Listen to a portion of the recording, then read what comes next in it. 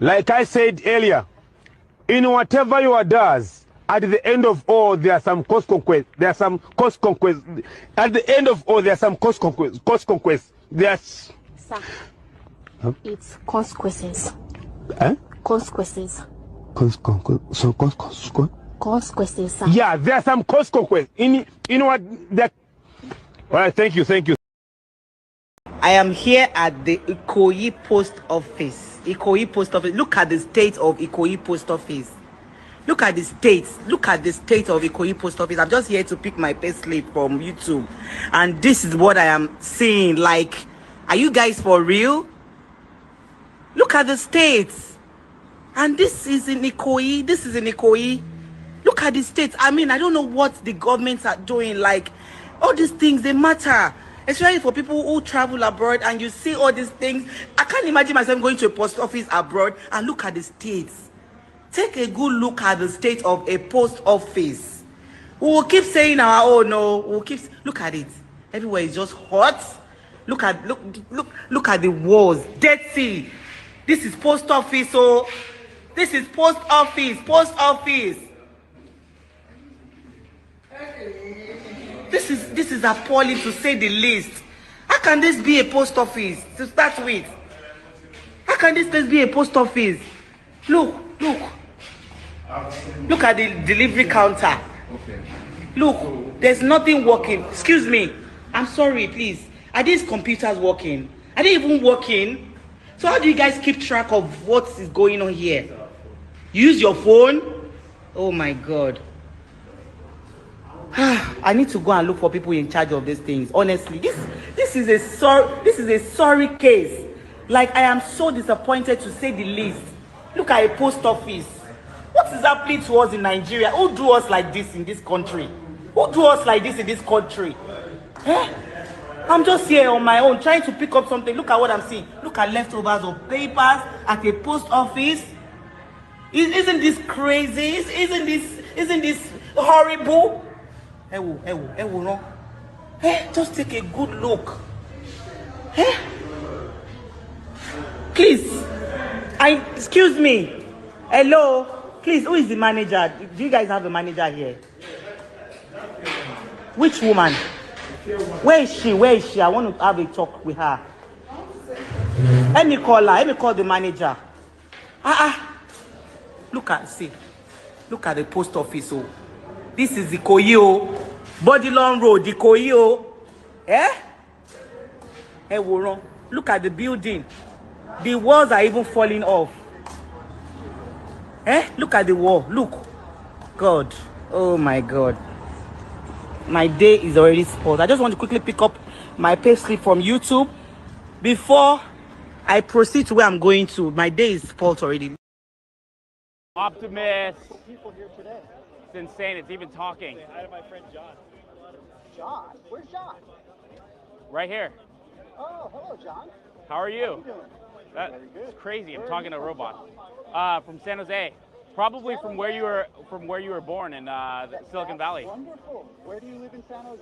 Do you live in Almond Valley, or do you live in Santa Teresa area? No, I live in Los Gatos.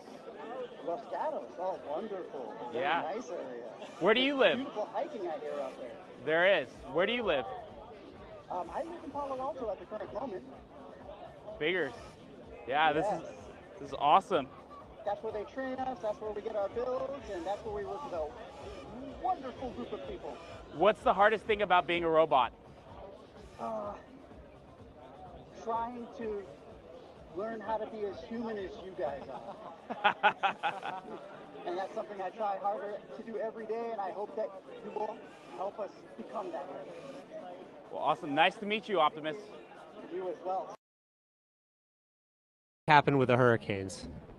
I think there was an upcoming storm, and then I think government set in with whatever it is that they do. I don't know all the specifics about it. I'm not an expert in cloud seeding or whatever it is that they used to magnify the storm to a higher degree to disturb a land that maybe wanted for lithium that Harris's husband is partaking in.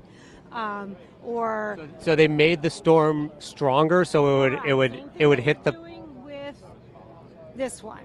You think that Milton, they're making it stronger? Went from a 2 to immediately to 5, like instantaneously. You're implying that the government made a hurricane stronger to hurt its own country, the United States of America? Correct. And what would be the gain of that? If like there's been people out there, if they have an Alexa, I don't know if you've heard that, and they've asked what caused Milton.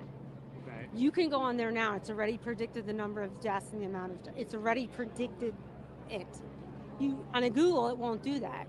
If you ask it about Helene, it'll tell you the government actively used seed clouding. This is before Helene even happened. Why would a country want to have a hurricane be strong and hit its own country? Because they want to control certain places. And if you're looking at where the hurricane's going, it's a lot of red states. If you're looking at the counties in North Carolina that were hit, there were all of them, 26 out of 28 of those counties were for Trump. They're doing whatever they can because they can't rig the election. Even control the weather? Yes.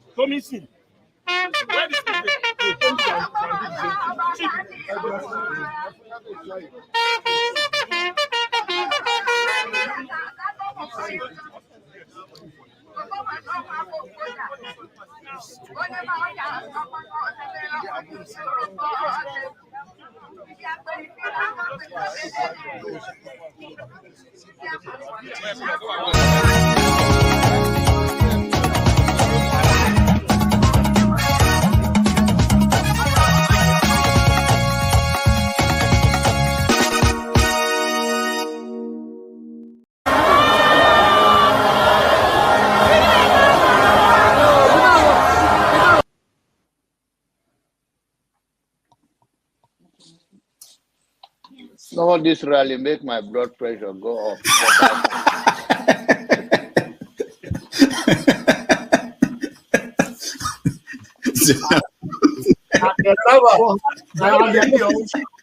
And the people who are platform for him, who are supporting him. So, you should get a filter sometimes, filter your. And I am ready to die defending Nigeria in whatever way. When it is God's time for us to go, it is. And you took my time to God. You are ready to defend Nigeria. I gave you my time. No, I'm coming. Alex, hold on. You already started. What I'm saying, defending Nigerians is this. I gave him my time and he's using it to defend No, sorry. I hope that Nigeria wins. I'm never going to wish any president evil so that I can say I told you so. No, I won't wish them evil. I hope. You see, I'm not praying. There's no point. I can't pray for Nigeria to be fine. I only hope that Nigeria wins and Nigerians win. Because if you choose a dodgy doctor who has a dodgy record, who has, all sort of accusations leveled against him, to say this doctor, we think he's done this, or this doctor, this surgeon, yes, he's a senior surgeon, he's the most whatever surgeon, but there are a lot of accusations leveled against him. If you choose him to operate on you, and you tell me to pray for you that it doesn't kill you surgery, what's the point? I can't pray. You might make it, you might not make it. My prayer won't change anything. So I hope. This is where I believe, solution going forward. Like I always say that, look, the eastern part of Nigeria, just imagine, you turn that eastern part of Nigeria to Dubai, and a lot of money were coming in. And you use some of this money, the taxes that you take, and you give it to federal government that, look, federal government, this is $5 billion. We want out. Or this is $10 billion. We want out. You understand? They will reason with you. You understand? Because when it comes to economy, you're doing best. So look, I've said this several times. If you turn the eastern part of Nigeria, turn into mini Dubai, a lot of people will flock there and they'll be doing a lot of business there, and that's what the Jews did. And that's why now on the internet, you see advertisement on Tel Aviv, you can come around, you can enjoy yourself. Don't forget, that state is now an oil producing state. So they now have derivation, if you are not aware. So if you want to speak for anybody, please do not defend a Kalata like Yabelo. Please do not. Okay, let me respond to him. 1 second. Do not defend a Kalata like Yabelo. Do not. All right, thank you, Mohammed. The people of that state. Can I respond to him? No. Then go to hell. Rudolph, go to hell. All right.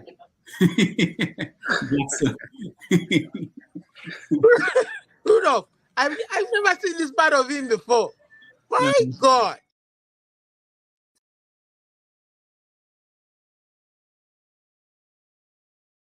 Tinubu is a criminal, yes, of course, a categorical grade 1 criminal. The only person more criminal than Tinubu in Nigeria is probably Babangida.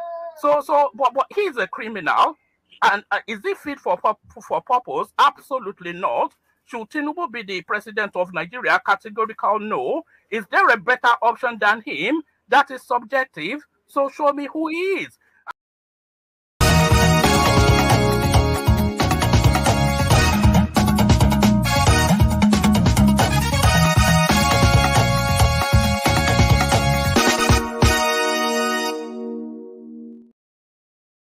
All right. Welcome to another edition of Have Your Say 247. It's October 12, 2024. My name is Rudolph Okonkwo. I'm glad to be here. I hope it's wonderful wherever in the world you're joining us. Welcome.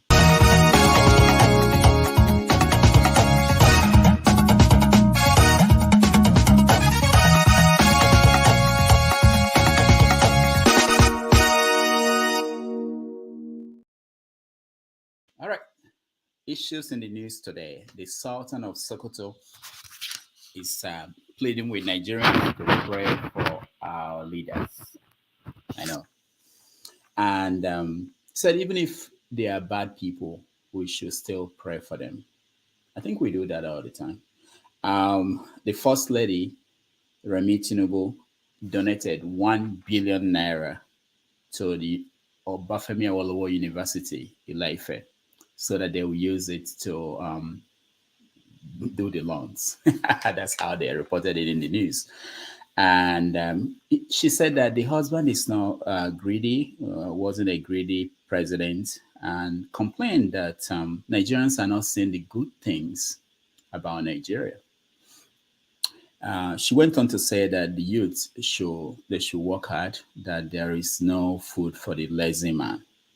So we're going to look at all these issues, how leaders see the people, how the people see their leaders, and we want to find out if the leaders in Nigeria are disconnected from the people. Also, we heard from Doyin Okupe, who explained why the president disappeared and went to the UK. He said that he had to go there so that there won't be political interference while he decides on ministers to drop and people to leave and people to pick as he reshuffles his cabinet. So, want to know from you, who do you think should be dropped and who should be picked? In other news, we are going to talk about PDD and the connection between PDD and Burna Boy.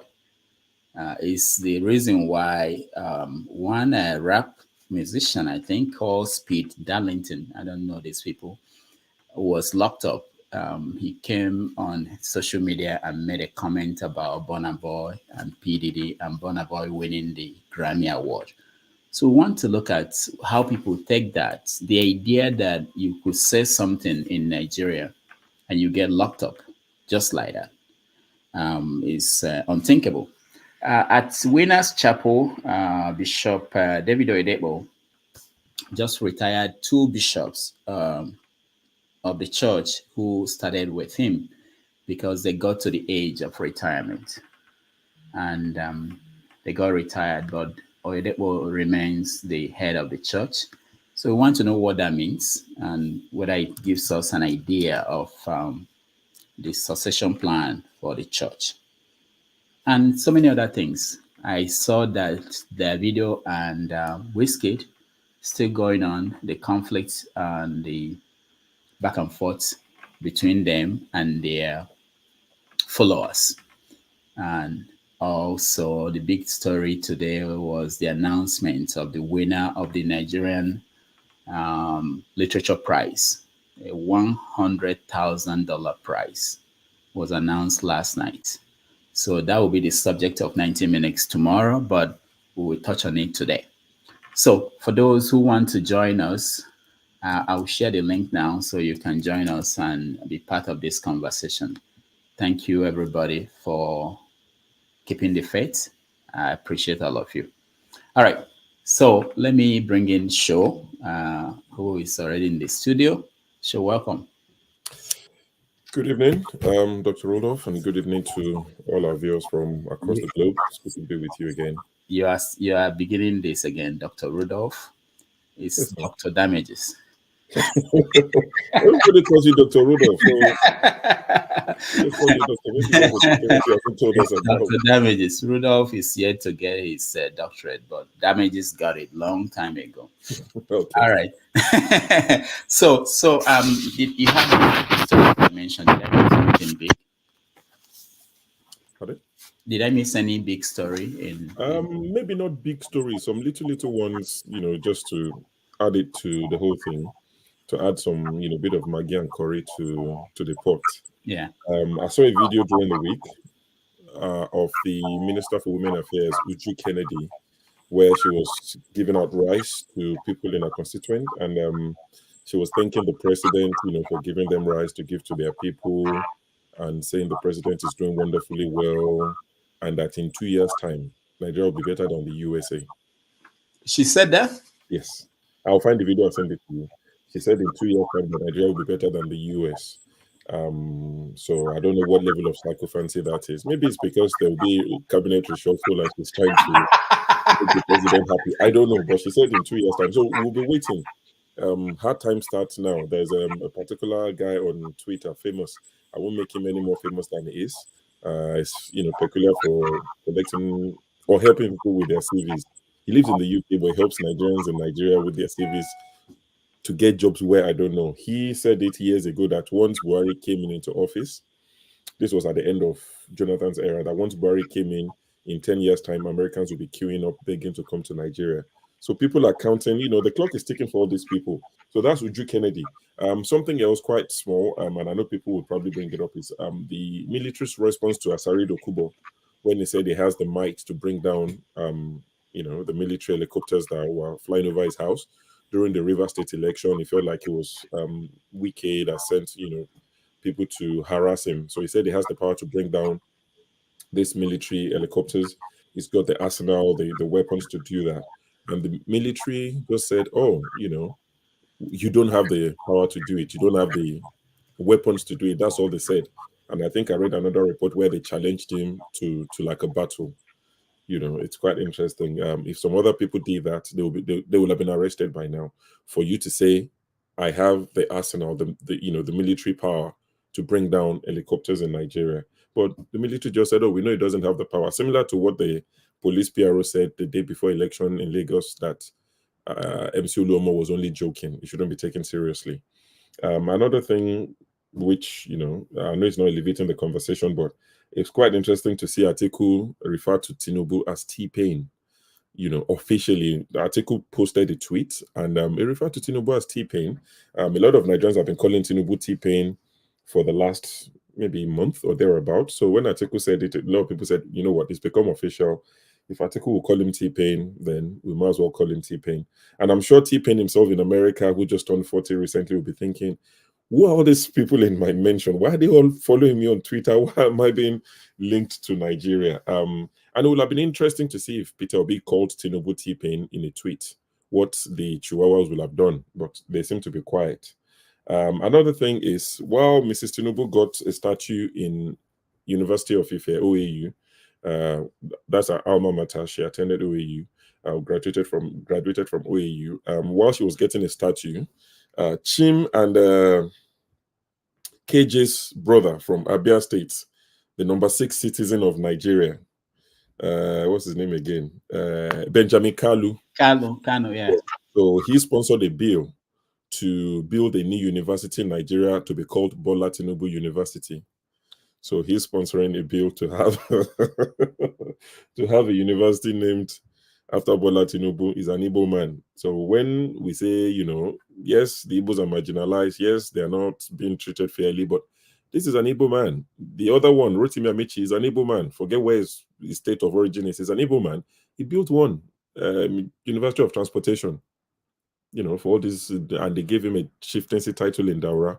That's another Igbo man, but, just to let you know that KJ's brother and Chim's brother is trying to build a university named after Tinubu. Then Mr. Bayo Nonuga, he tweeted like maybe his wife angered him or his children or grandchildren. Something was happened. He was angry when he tweeted because Nigerians are saying, "Oh, you told us Tinubu is going to UK for 2 weeks holiday. Now he's going to France. Why is this man just traveling all over the whole place?" Then Mr. Bayo Nonuga tweeted, and he just said, "President Tinubu is on leave for 2 weeks. He is not restricted to the UK. It is his private time. It can go anywhere he so desires. He is still observing his leave." So that was the tweet that a lot of Nigerians think, sounded very angry. The tone wasn't very respectful to his employees, the Nigerians. And lastly, what I would like to add as well is I've told our people, and I'll keep saying it, we're moving home from the 1st of January or the first weekend in January. If you come to this Dr. Damage's channel, you won't find us on a Saturday or Sunday. We're going to Iroko Post TV. So, start getting familiar with the name. Some of you can actually go to Iroko Post TV and watch from there. You find a few other people, you can still chat and do all of that. Yes, you might not see Tim Ajek and Oga in there. I think they'll be the last two they'll be the last two people to join us. But you still see a few people in Iroko Post TV. So please get used to that. From January, we're moving address. We will no longer be here. But please still remain here. Don't unsubscribe. You would find Dr. Damage's satire, and the AI version and the real version on this channel talking about state of things in Nigeria. If you want to know Dr. Damage's opinion, his own, it doesn't talk when he moderates. So if you want to know where he belongs, American politics, Nigerian politics, come to this channel from the 1st of January and all the satire will give him away. So you know how to tackle him when you see him on the Iroko Post TV on Sunday. Yep, thank you. Thank you, Sho. Thank you so much. And some people are complaining there is a feedback noise from my end. I'm not sure. But Henry, welcome to the show. Hey, hi. Happy weekend. Good evening. Yeah, how are you? Mr. Rudolph on the show. What's Guten up, Tag. man? Guten Tag. Alles okay? You be my body ni a big man. Kilo de wade, calm down.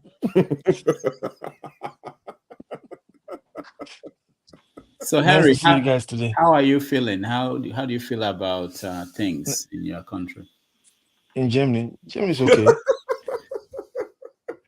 You mean You mean my other country you're talking Your other about? country, yeah. In Nigeria. You see, when we're talking here, people insult me here, insult us here.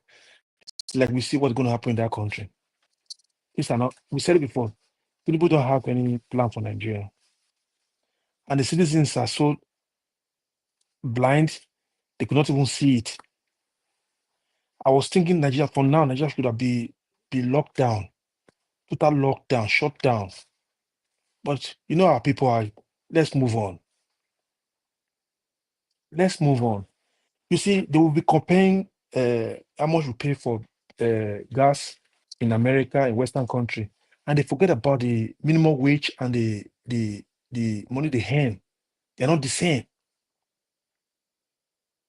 You see, I was just, if this such thing that's happening in Nigeria today, if it happened in the Western country, it's going to be shut down. But who is doing not? They're doing nothing. They are busy doing skit. They are busy. The senators are busy enjoying themselves, looting their money. The EFCC is the corrupt EFCC cannot go to Yaya Bello. Yahoo boys everywhere. Hook up Yahoo everywhere. These are not working, Mr. Rudolph. These are. It's just. I'm asking myself, is that a country? We are not yet a country. We are not yet. If you watch the senators, the way they discuss in the Senate, it's like some people are raising some issues. Other ones are sitting down, laughing, discussing their own private conversation in the side, not even concentrating on what they are discussing in the Senate. Sometimes I ask myself, they should abolish those core senators all, close it, let them first find something to do, because Nigeria is not working. I'm ashamed, Maria. Your president now, Mr. Ludo, your president is in America now, I think so, or it's nowhere to be found. From France, they said he went for holiday. Later, they said he went for, I think they said he went for treat. You see, American president, people will know where American president is going. Our councillors here, we know where they are. We know where he is. If he's sick, we're going to know. You understand what I'm saying? But in Tinubu government, it's just like a kindergarten. Kindergarten is even better. It's not organized. This one will come here and talk like this. At the end, you find out it's wrong. So you want to tell me now, a country who said they are independent country, your president will be going to foreign land for medical treatment. And some of these brothers who live in Western country, in America, like others, will come here and come defending him. Have you ever want to see the lowest senator, the lowest politicians in America come to Nigeria for medical treatment? Mr. Rudolph, have you ever seen? Joshua, have you ever heard from your country? But some of our brothers who live in Western, mostly in America and UK, they will come here and defend. Yes, I should say something. The Minister for Health, I'm not sure if you saw when Adiola interviewed I him. heard it. He Yeah. said that, Tinubu is not peculiar, that people come to Nigeria for medical treatments. That guy is a daydreamer. You see, when I see them, sometimes when they talk, sometimes I'm ashamed. I've never seen the lowest country in Western country in Europe, the politicians come to Nigeria for medical treatment. I've not seen it. Henry. Yeah, talk to me. I wanted to do something, but I know president of Ghana who came to see TB Joshua, president of Sikh presidents of African countries. They come to see TB Joshua. That may be what the man was referring to. Don't you think so? Oh God, excuse me. You see, let us go to all these 419 pastors. Let me not go there. You see, the same pastors who they went to see. You see, the same pastors have according to my good friend, Dr. Abel, who they said is Antichrist. He's giving them woto, telling them the fact. Those so-called that the GO who they went to go and see, like our other one who said he make mistake for saying a tithe about go pay tithe, go to heaven. Those don't have their special doctors overseas. But TV Joshua's, they have their own doctors. You see, look at the the governor, the founder of Deeper Life, who lied to his members. Where is he living now today? UK. You see, he said he should not watch TV. They are a bunch of liars. You see, it's so I'm so happy that I understand the scripture. I know about the scripture. None of those so-called fake man of God or fake pastor come and bamboozle people here. You see, God gave us the power. We human, we are all gods. God gave us the authority, gave us the power. That's why we have doctors, scientists everywhere to solve problems. We don't need to go to God, please God, heal this person for me. You don't need to bother God for who is just relaxing. We don't need to do that. You see, if we want to make that country right, make the country function, we should build our home, build our country. Healthcare system is zero in that country. Education is zero. Infrastructure is zero. Social amenity is zero. Some of you here will come here and can't see defending the so-called government, pastors, and GO. These same people enjoy life so much that they don't want to die either. Sorry, they don't want to buy either. If they want to buy, they speak about. Rudolph, give me a chance because I've not been to this program many times. Let me speak. If they want, if they want to go to heaven so fast, they love the heaven so fast that it's there, that say everything is there in the heaven. Why they are afraid to buy? Why are they afraid to buy? Rudolph, have you ever asked yourself this question? They don't want to go because this world here is interesting. This everything is here. There's no heaven waiting for we. There's no heaven waiting for us. There's nothing. But Henry, yeah, talk to me. Henry, yeah, talk to me. Tinubu is saying that people from your state, those states, voted for his party. That is an indication that he's doing well, that everything is going well. Yeah, because Shumole told him he has to Shumole, everything good? He's going to say, yeah, it's good. It's good. You know why? Those states, we are authentic in the sense that because of Godwin Obaseki, according to some of those wifrats, I'll use that word, who said the governor take the king to court. It's not true. It's not the one who took the king to the court to court. So some people want to go against that to support their evil party, that's APC. Some because of our Obaseki, they say they don't like Obaseki, they want to change, support APC, and they give that mechanism to bring Omoshomele and Akpabio and Co to come and ring election in Edo State. You know, if you go and check their so-called INEC, what they call it, IRF, APC did not win election.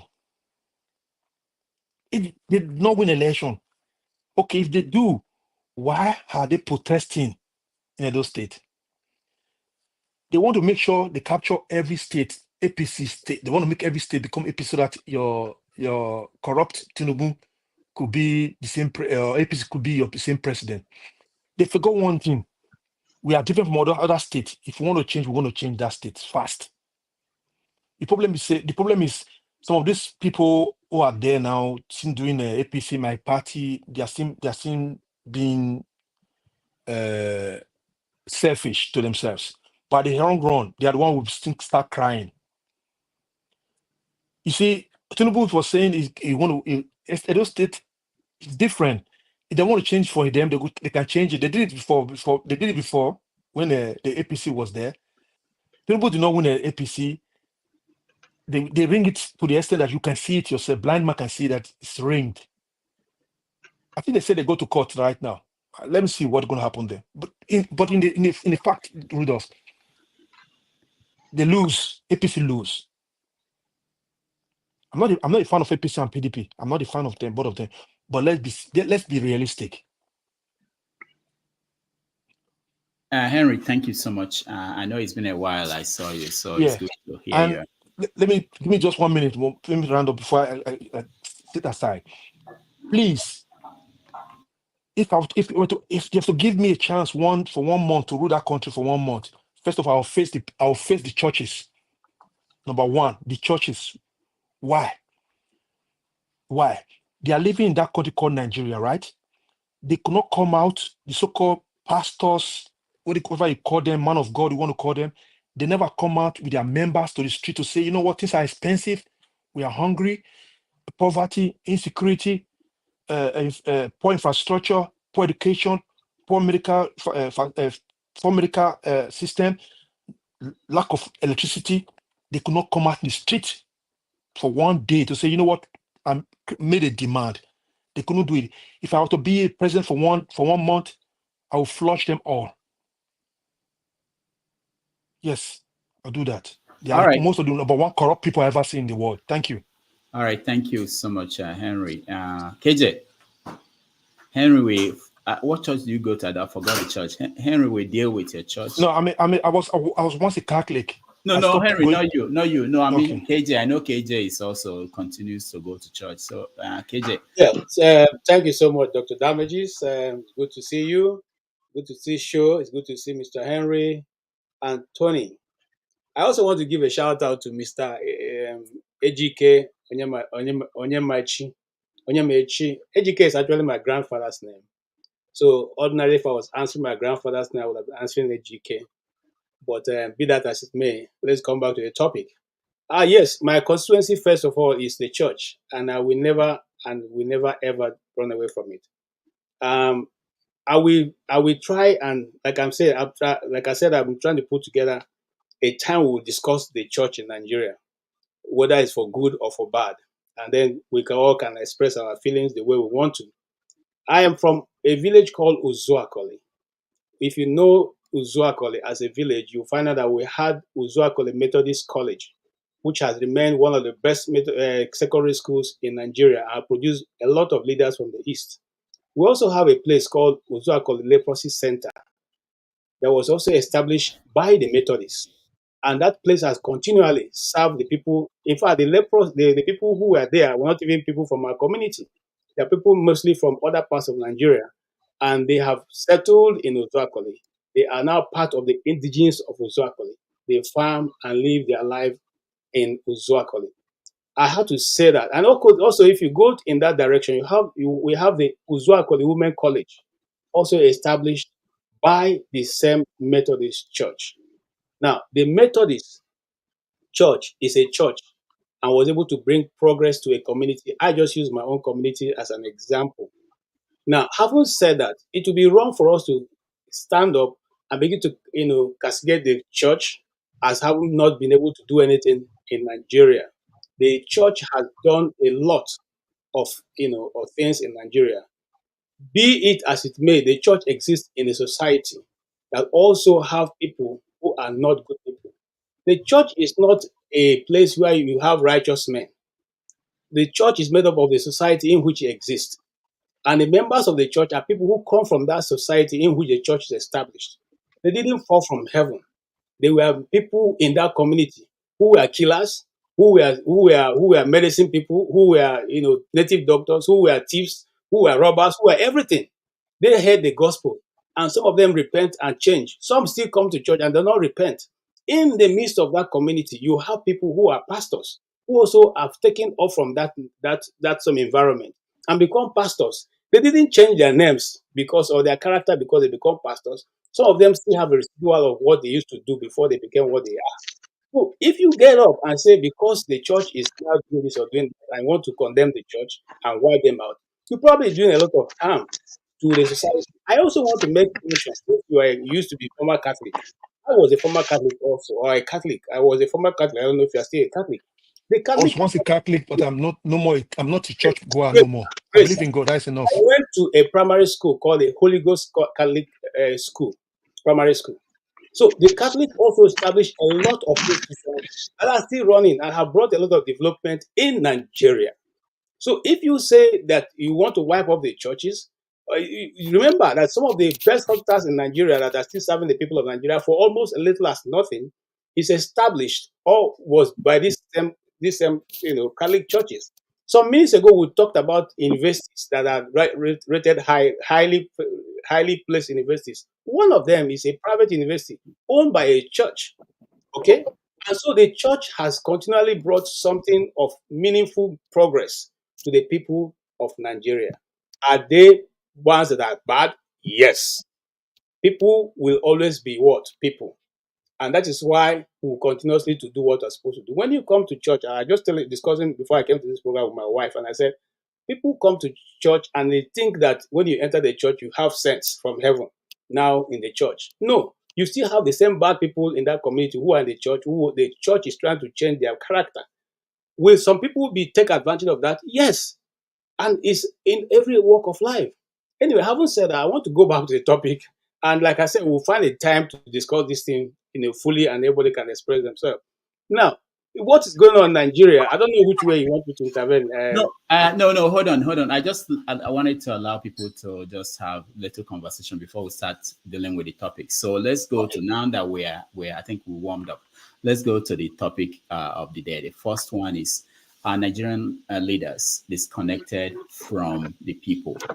Why do we pose this question? Because the Sultan of Sokoto this week was telling Nigerians to pray for their leaders. I mean, this is not the first time we've had that, but he said even the bad ones, we should pray for the bad ones.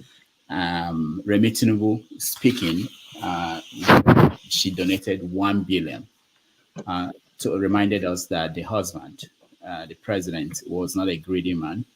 She reminded us that if you don't work, you'll die of hunger. You shouldn't be lazy. Lazy people do not have food on their table. What else did she remind us? That there are good things about Nigeria that we don't see it. So that's why we pose the question: are people disconnected from the leadership? Are they disconnected from the people? Let's listen to Rotimi Amechi, and see what he said here. Yeah, I've said it several times. You can't see a group of people stealing your money, impoverishing you. You can't buy fuel. You can't buy anything, nothing. And then you're look at what happened in Edo. Should any politician be campaigning in Edo? The people should be angry. There should be protest, not even protest of against anybody, it's against politicians. We will not vote. There will be an election in our state. That's what the people should be saying. Because the rate of hunger now, if people like us can't afford diesel, you can imagine what's happening to my mother. And okay, but not my mother, because I will defend my mother. Those who don't have children like us, name one politician that is in the space in Port Harcourt that didn't pass through me. They can't stand hunger. Liberty has become the capital of betrayers. Name one, just name one. You will not see me any day in any political meeting planning for talks. You will not see me say, take money, this is for talks. I will not. You know why? My priest tells me that anybody who dies in the course of that money, you'll be held accountable. The society may not hold you accountable. The society may not imprison you because you're a big man, but you should be in prison. But God, you will not go to heaven because God will hold you accountable. And I tell my priest every day, I don't want to miss heaven. Would you be interested in collecting 5-figure paychecks?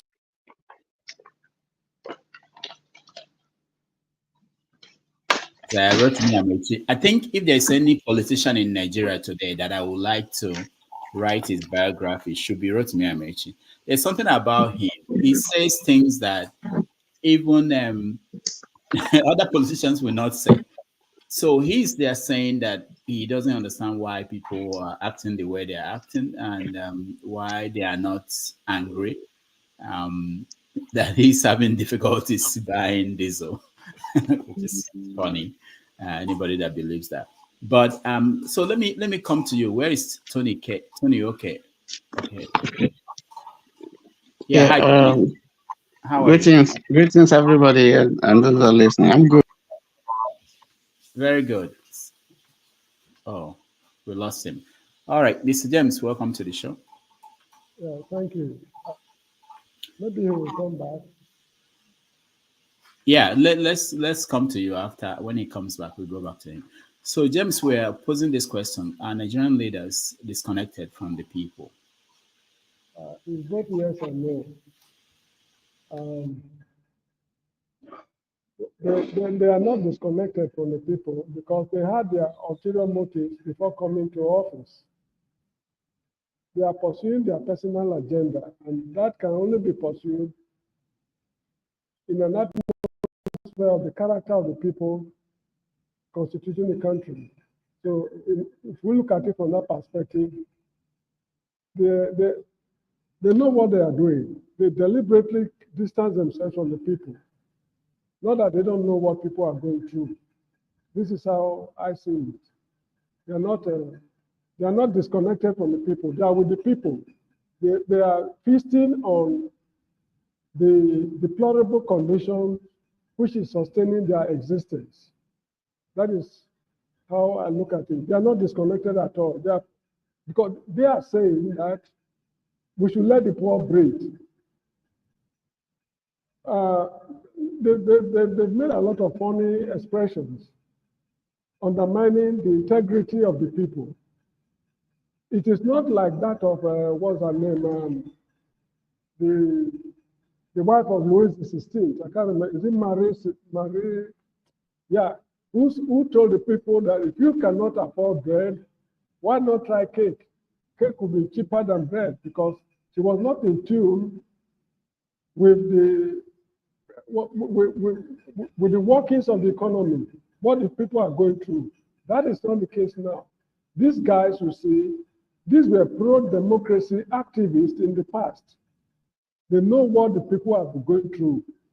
Now, on coming to power, what they've been preaching against, they're able to do it far worse than that. So I don't think they are disconnected from the people. They know exactly what they are doing. So will you say that they know that the people are weak? They can't do anything about the situation? Is that? Yeah, you see, with the foreign powers supporting them, because these guys have got formidable foreign backings. They know that come what may, should there be uprising, they have international connections to put down any uprising and do whatever they want. It's just sheer arrogance that is, disturbing them. All right, thank you. Tony, welcome back. Thank you. Thank you. You're muted. Yeah, sorry. Can you hear me now? Yeah. Okay. I'm sorry I went off. Thank you for welcoming me to the platform. Yes. Yes, I've been listening. Yeah, I've been listening. I've been listening to the discussion. Initially, I thought it was about church or something you're talking about, but thank God you brought the topic back so we can actively contribute. Our Nigerian leaders disconnected from the people?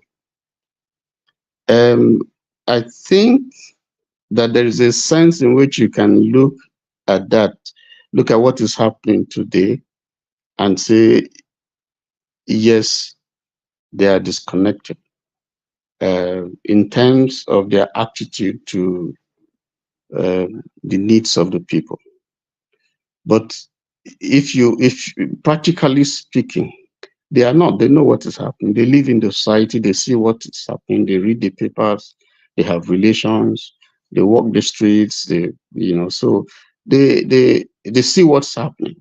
But in terms of their attitude, in terms of their response to the needs of the people, they are totally disconnected. That's my initial starting up contribution. Okay. So sure. I just thought about this. I don't know if it's true or not, but do you think there is anywhere in the world where at the end of the month you are paid and you won't be able to buy a bag of rice, 50 kg of rice with the money you were paid at the end of the month? Do you think it's possible even in Somalia or Afghanistan or anywhere? A full-time employee Is that for me? No, that's what. Sure. For me, right? Sure. Well, I can speak from where I am right now. As a matter of fact, I'm at work. Where are you? Where are you, Tony? I'm in the US. Oh, let's talk to poor people in Britain. maybe there's no Tony. Yeah, sure, Tony. Don't worry about it. I know. Let's hear from people in other parts of the world. James, I'll come to you with the same question. Let's figure out, because we hear people tell us that this kind of increase in cost of living is actually sustainable. We're not even talking about whether it's what we have to go through. There's a case to be made that Nigeria must adjust things, and these things are things that must happen as a result of reformation, things we're trying to change for the sake of the country. But is that sustainable? Will you be able to live in a society where someone making the minimum wage cannot afford 50 kg of rice? Okay. Thank you, Dr. Damages, once again. Well, where I live, it's not possible that you work for a whole month and your salary doesn't buy you 50 kg bag of rice. It's quite interesting. I mean, it's quite apt that where's this coming from? It's quite apt that we use rice as the yardstick, because this president is very interested in rice. He gives rice at every opportunity. If you have a headache, they'll give you rice. If there's flooding, they give you rice. If you lose a family member, they'll give you rice. And you can't really blame him. It crossed my mind that Wole Soyinka mentioned a while ago that when Tinubu and himself were having their most difficult time financially, what did they go to for solution? Rice, Taiwanese rice, or whatever country it was. So, something that worked for him, you can't blame him for trying to profile the same to Nigerians anytime they have issues. Talking about rice, let me see. Just one second, Dr. Rudolph, please pardon me. Let me see if I can finally show you. Okay, so let me show you the one I have already. I'm trying to get the one where the minister talked about Nigeria being better than the US in the next 2 years. But let me show you the rice, how she went to Anambra and gave rice. So this one is not for KG, this is for Dr. Damages himself. So she said she empowered Anambra women.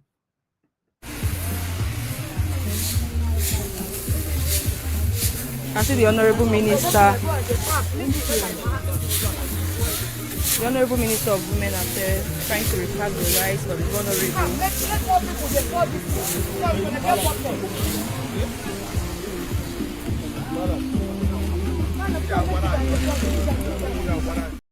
So let me stop it because there's a bit of background, the video's music before we are the one empowerment. Exactly. That's the empowerment she was talking about, that she's going to give people rice. The other video. Was she there? Was she the person sharing the rice there? No? She was the one packing the rice. She was the one wearing the black top. It was there. Yeah. Oh, I don't know her. Okay.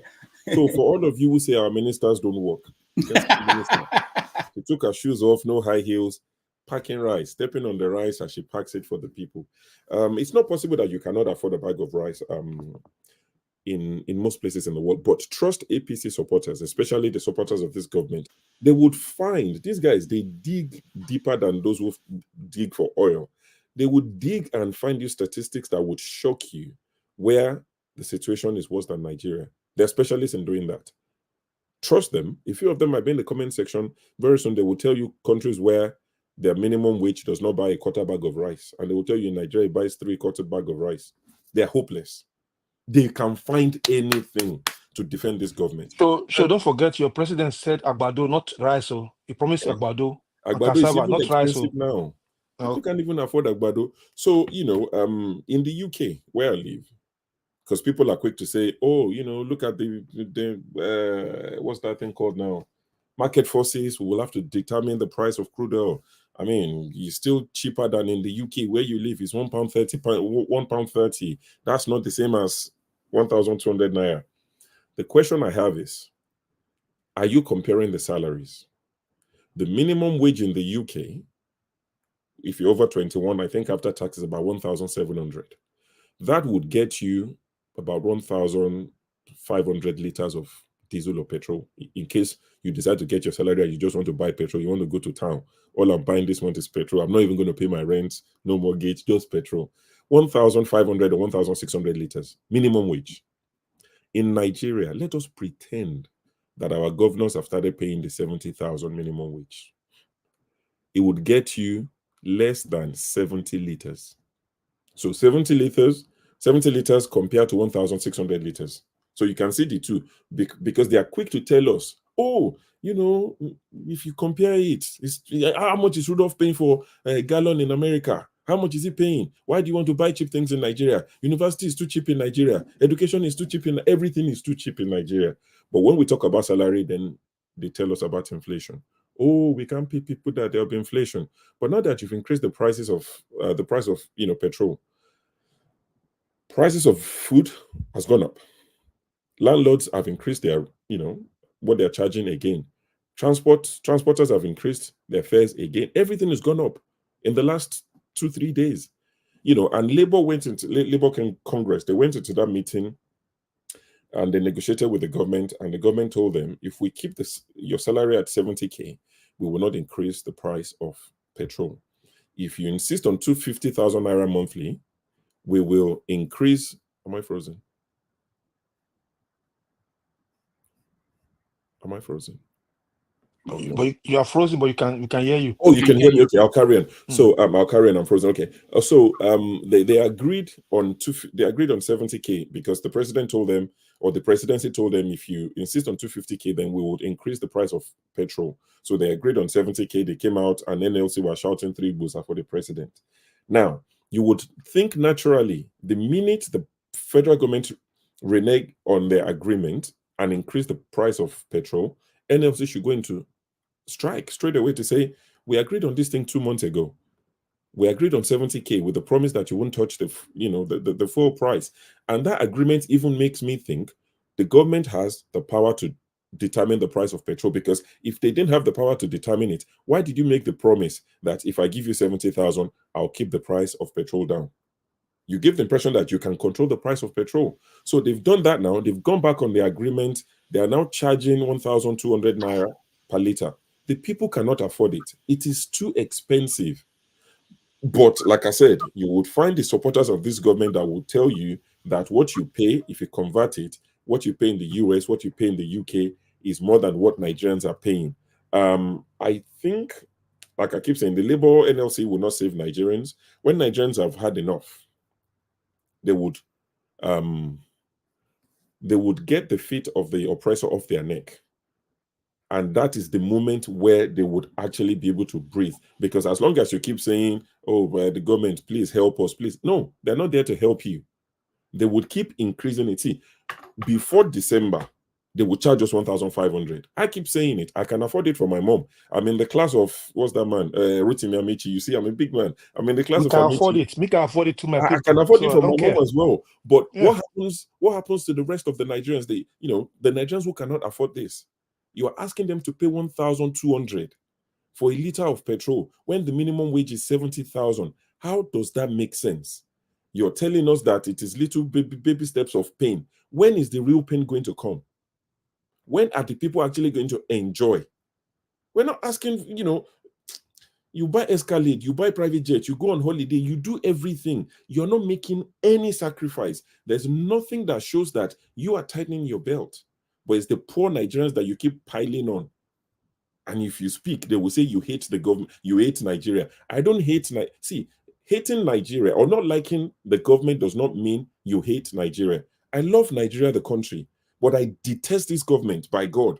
And not just this Tinubu government, the one before that, and the one before that, and the one before that, and the one before that. I detest them. I don't like them. That does not mean I don't like Nigeria. I like Nigeria. If I don't like Nigeria, why would I come here to discuss anything? Today's a Saturday. There are so many other things I could be doing. So, to go back to your question, I don't know anywhere in the world where a bag of rice costs more than your month salary.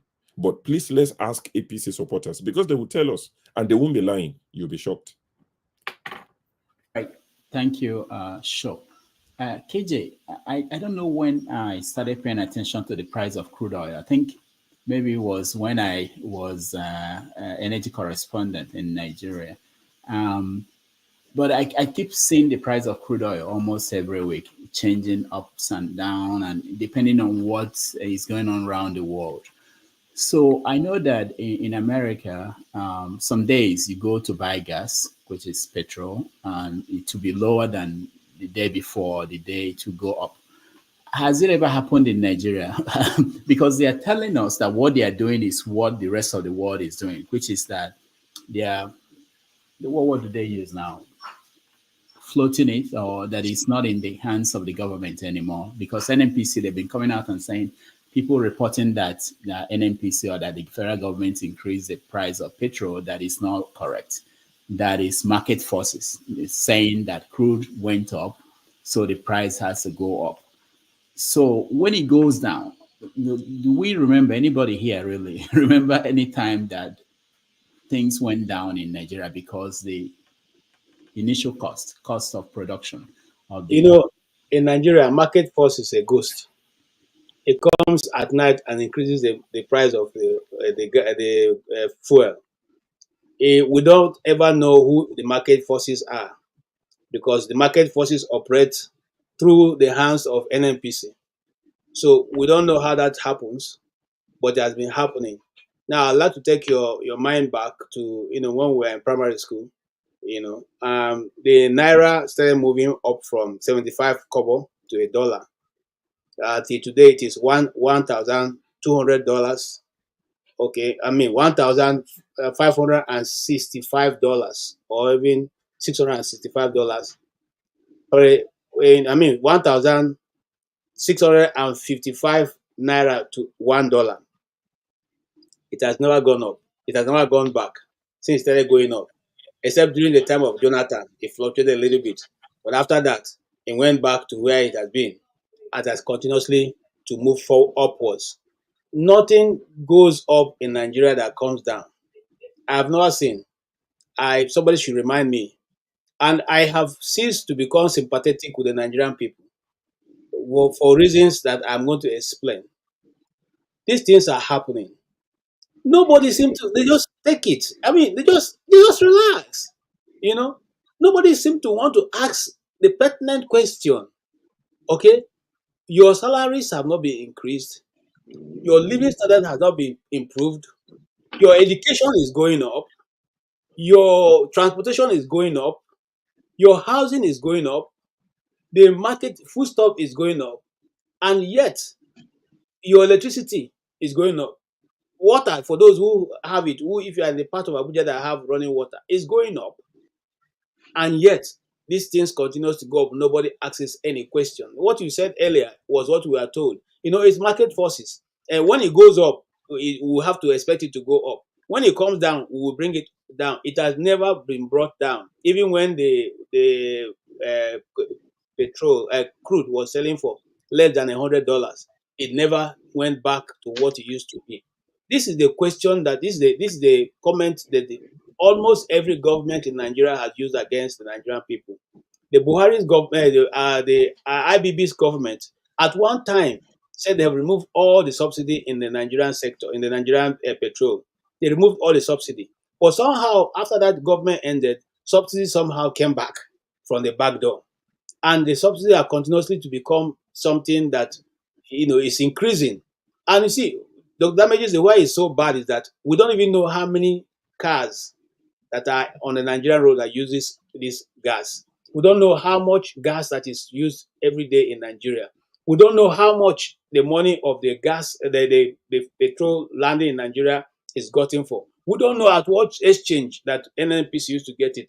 Remember, I said on this panel, and some people were not happy with that statement, that we have not seen the last of NNPC and nothing have been deregulated. They say no, it's a deregulated market now. It's not going to control. It's not going to control the price of this any longer. But today, that same NNPC that is a privately owned company is the one fixing the price of petrol in Nigeria. Why can't those women selling Maggi also fix their own price? They should equally take up their own price if it is deregulated, like I always said. But it is not. These are all 419. In fact, government is the one playing 419 against the people of Nigeria. Okay, as far as I'm concerned. And this government has even made it worse because right now, people are saying we shouldn't blame Tinubu, but they forget that Tinubu is the Minister of Petroleum in Nigeria right now. He is sitting at the helm of affairs against the Nigerian constitution that says that no president should hold any office, whether paid or unpaid, for the period that a person is a president. This is the Nigerian constitution for which they have refused to follow. And subsequently, all of them have been on that office because it's juicy. You make a lot of stuff out of it. And at the end of the day, the Nigerian people are the worst for it. I stop there, sir.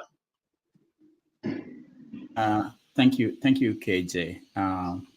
Tony, what do you think about this idea that is out there that we want to leave everything to market forces, and that's what is obtainable across the globe, and that the problem is that we have to bear the initial pain that over time is going to improve. That's the argument you hear from the government agencies and government officials, that is worldwide, and that this is something that should have been done, but because past leaders were just too afraid to take this tough decision, that Tinubu is the one that is taking the tough decision. So what is your take on that? Because I really I'm worried about the arguments out there, since we can't get them on the platform here to come and air the view. So let's debate it from their perspective. Yeah, thank you, Doctor.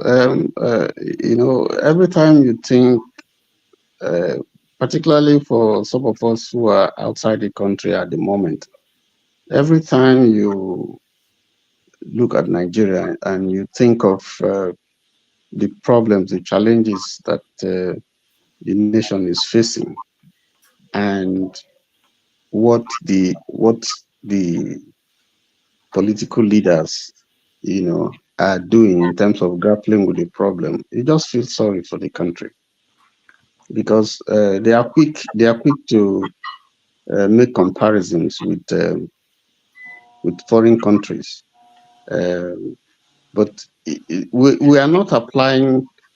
If you say that, if you're talking about market forces and you look at the Nigerian situation, you will see that our economy is not truly operated by market forces, because like some of the speakers have said, if the economy is determined by market forces, if prices go up, okay, you would see prices going up and down, but there's a lot of manipulation from the central bank, and this is not, we're not speaking, our economy is not, it's one that defies, all the indices and parameters that you use that underpin an economy that is, influenced by market forces. It's not true. It's just a manipulation. For me, I think there's a state capture of the resources of the country. If you look at, I have been doing some study of Botswana, which gained independence in 1966 from the British. And one thing that struck me was that at independence, Botswana didn't have a university. There was no university. And so, basically a desert country, and basically a mono economy, like Nigeria, we can say, in the sense that the predominant foreign exchange earner was diamond in Botswana, just like Nigeria, oil. It's predominantly foreign exchange earner, What did Botswana do? What did the leadership, Sasere Sekama, do, in trying to deal with the problem of a country that is landlocked, that is basically a mono economy, that is a desert predominantly? Now, what they did, because the leadership identified education as one weapon by which it can transform the country from independence. So what it did was, how do we get the resources? How do we get the money, to build the university so we can educate the people? Because the leadership believed that knowledge-based economy was critical in to fast-tracking development in the country. So what he did was that he asked every family in Botswana to produce one cow. So every family in Botswana, population is about 2.5 million. And so every family produced a cow. And they sold this cow to European Union. And then they used the money to build the university. Okay, and today in Botswana, if you look at the GDP, one of the fastest growing economy in Africa, not just in Africa, an example, a model that people can follow. Education is free at the university level. They are paid 150 for every university undergraduate is paid $154 on a monthly basis as allowance. Education is free. For primary education, it is free. Secondary education, yes, you pay some money. I can go on and go on. If you take a dive, take a peep at what's happening there. But the point is that you have a leadership that is visionary.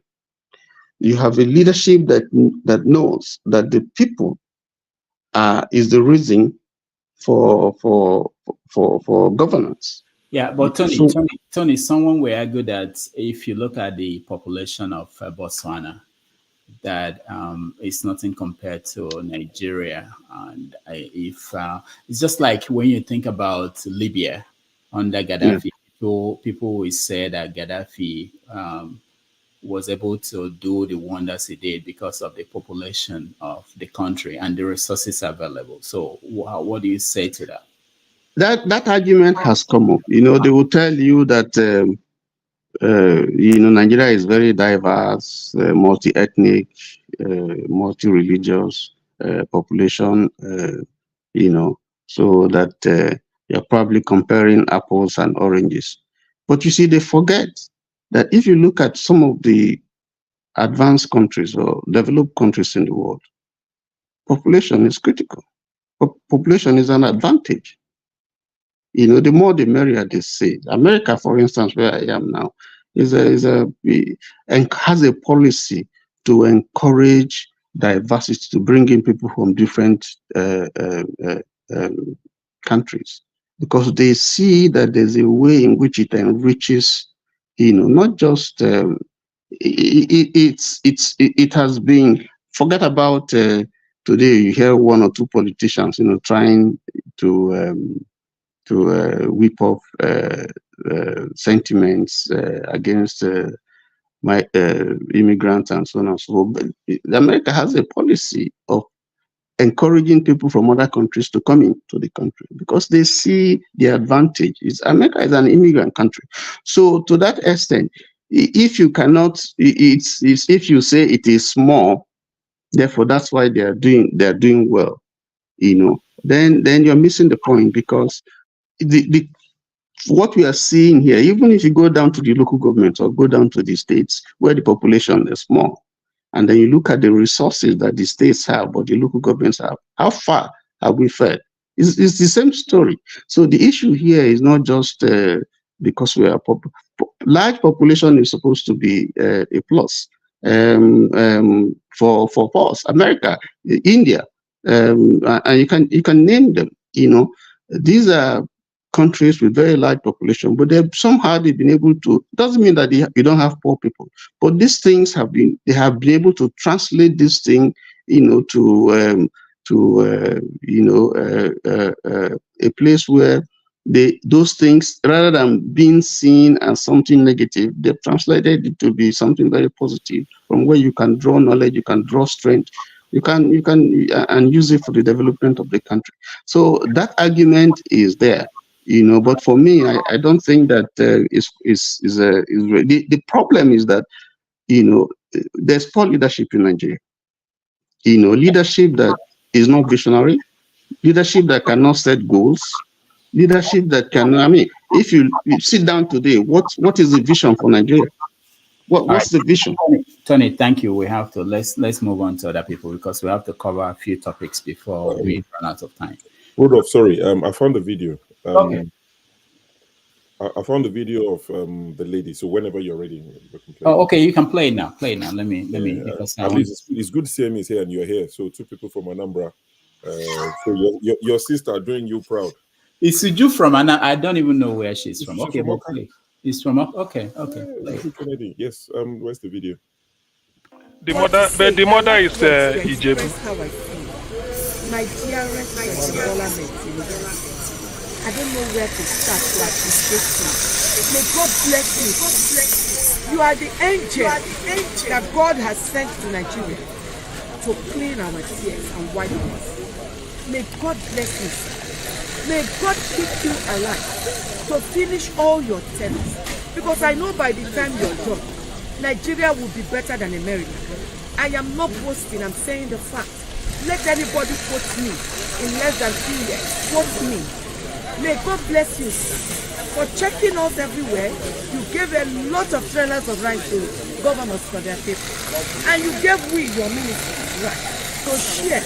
And today, Barrister Kennedy is proudly in her state, dishing this rice, serving my people, serving my country, serving the vulnerable, because they are human just like me. What you brought us to do, we ministers, is to serve our people. Because you, President, you are serving us. And we love you for that. I appreciate you. May God bless, save, protect, preserve, and cover you with his blood. In Jesus' mighty name I pray. In Inshallah I pray. Thank you, everyone. So that is two-factor authenticator in Jesus' name. I have pain my stomach listen to this lady. Jesus and Inshallah. It's two-factor authenticator, but wow, interesting. And so Henry, last time you said if you were president, and your minister is talking like this, that Nigeria would be like America in 2 years. She will not come back from. She will from there go fast. It's a bunch of hustlers. After using Carol White a lot. Now, show sister. Sometimes I'm ashamed to listen to the ministers when they come on national TV. You what are laughing. Look, my friends say they laugh at me all the time. They laugh at me all the time. See, if they are Nigerians, so see your minister, see your president, see your senators. I'm so ashamed. So they make Nigeria to become a beggar. So Rudolph, these are rights we give to orphanage home. We pay and give orphanage people home. We dash people, neighbors. These are nothing. Nigerians don't need this. You want to tell me that Nigeria problem is just giving them rice? It's a question. Some people here will come and defend this nonsense here. This is how they do it in America. They give people rice like this. Your minister give rice like this in the street in America. You come here and just justify this nonsense. We have a fertile land in that country, for God's sake. And the farmers go to the farm. And they not empower them mechanizing farming? The farmers? Can they not secure the farmers? You see, Rudolph, when I listen to people like that, I have pain in my stomach. I have running stomach. We don't need this in our country. We don't need this. Nigerians are not beggars. Nigerians are hardworking people. when they want to empower Nigeria, they give them wheelbarrow, right? They give them what they give them. Last time they give them again in the north, they give them other things to do. In the you see, the Imo State governor, Open Zodun said he want to empower Igbo youth to Germany, to Western country to empower them. Where are the people now? 40,000. And some of those fools, sorry to use that word, Rudolph, I will use it. I didn't call no names. Some of those fools still clapping for him. They need to check all Nigerians if they are mentally fit. Because they're not normal. Your minister will come and say this to you. You will be clapping for these people. Your governor will say this to you, clapping for these people. You employ these people there. You vote for them in there. If they ring it or whatever, you put them there.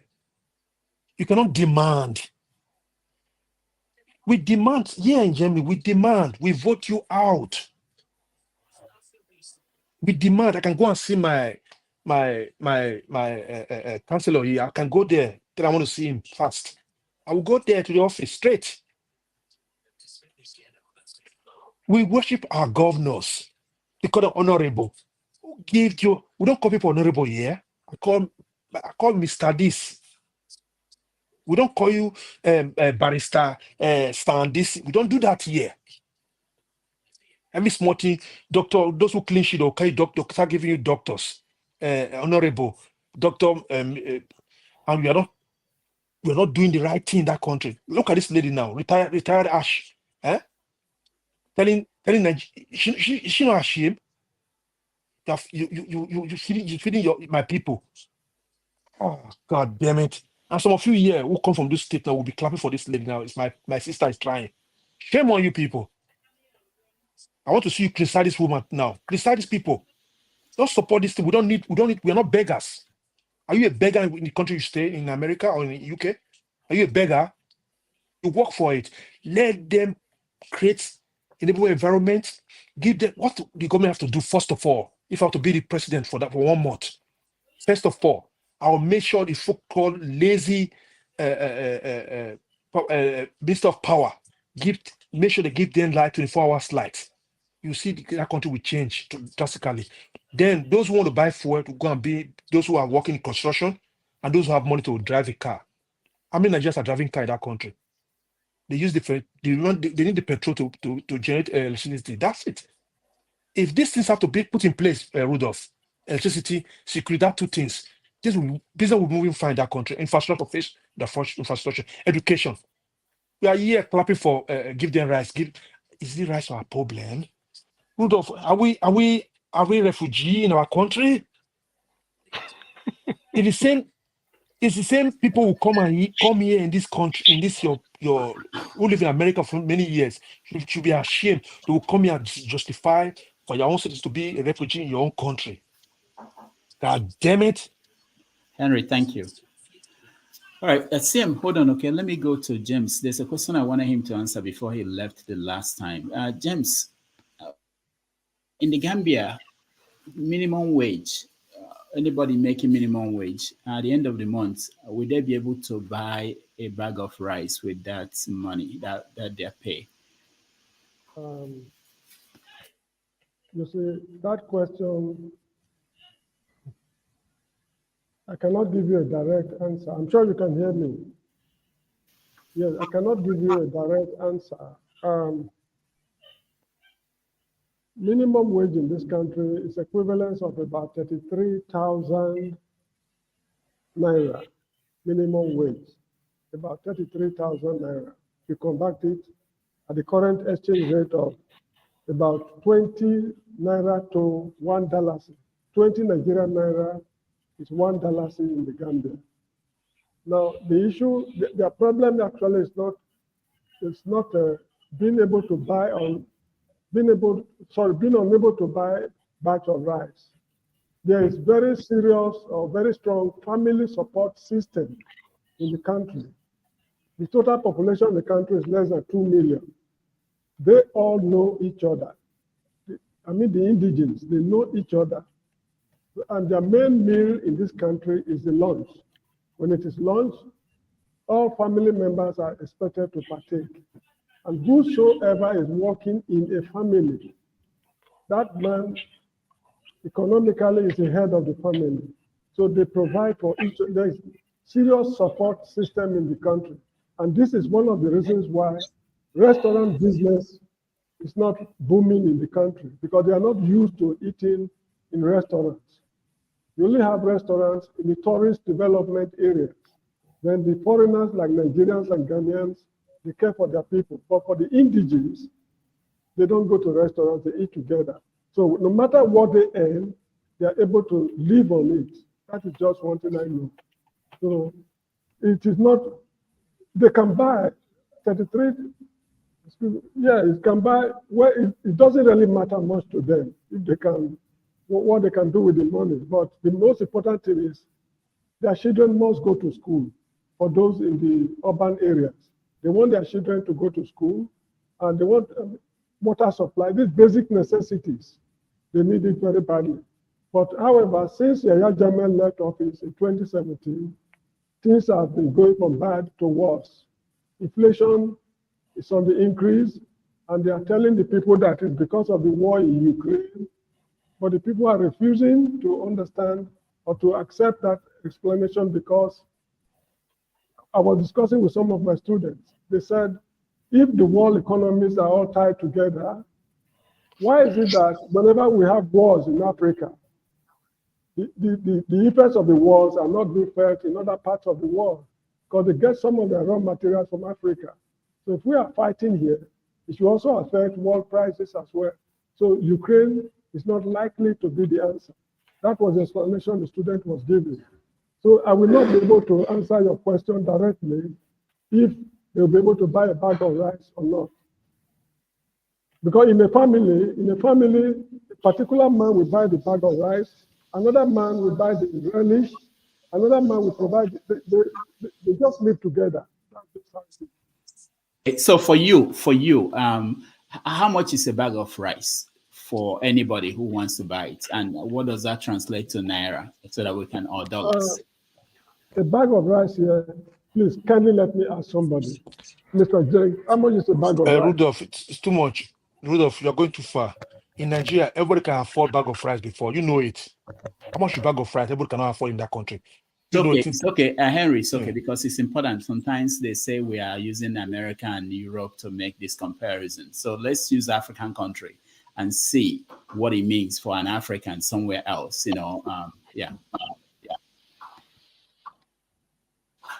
James, did you get it? Did you get it? Yes, it's about 1,700 Gambian dollars. Multiply it by 20. That will give you the equivalence in naira. That's about 34. All right. So it's cheaper. It's cheaper in Gambia than in Nigeria. So for those who want to, for Kene, I know you are a businessman. You may have to start buying rice in Gambia and moving it to Nigeria. No. Please don't. We should not misinform the viewers at home, because to do business between Nigeria and the Gambia, the task is Herculean because of custom checkpoints on the way. As you transport your goods from Gambia to Senegal to Mali, Burkina Faso, Nigeria, but we are African Union now. They don't bloody care. They don't bloody care. That's the problem for Africa. European is not the same. No. You see, this is the problem of ECOWAS. They promised to integrate the entire sub-region economically. They've not been able to do it, or they are not willing to do it since 1975. There's a lot of fish, for example. There are fishes in Gambia water, surplus, bonga fish in particular. Nigerians used to come to the Gambia to buy and transport it by road. But because of these custom problems on the way, they stopped it altogether.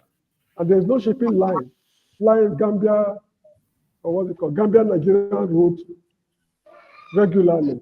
So it has hampered trade in the sub-region. Thank you, James. Let's go to CM. Same, we are discussing Nigerian leaders disconnected from the people. We started by talking about the Sultan of Sokoto saying people should pray for the leaders even when they are bad. And Remi Tinubu, the wife of the president, was saying that there are good things about Nigeria that we are not seeing. A lot of people are not seeing the good things about Nigeria.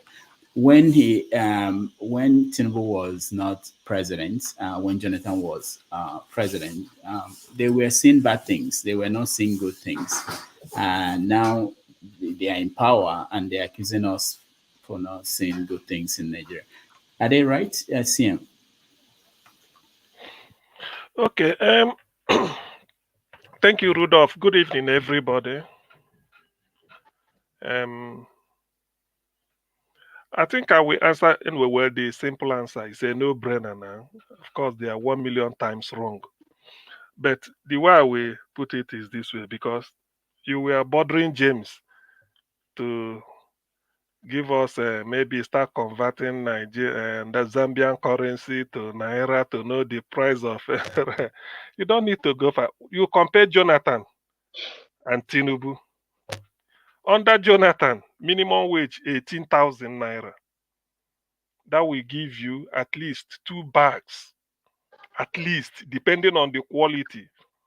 If you go for the top quality, 8,000 naira a bag, that gives you 16,000. Then you use 22,000 to buy the necessary ingredients. In fact, you can't finish it.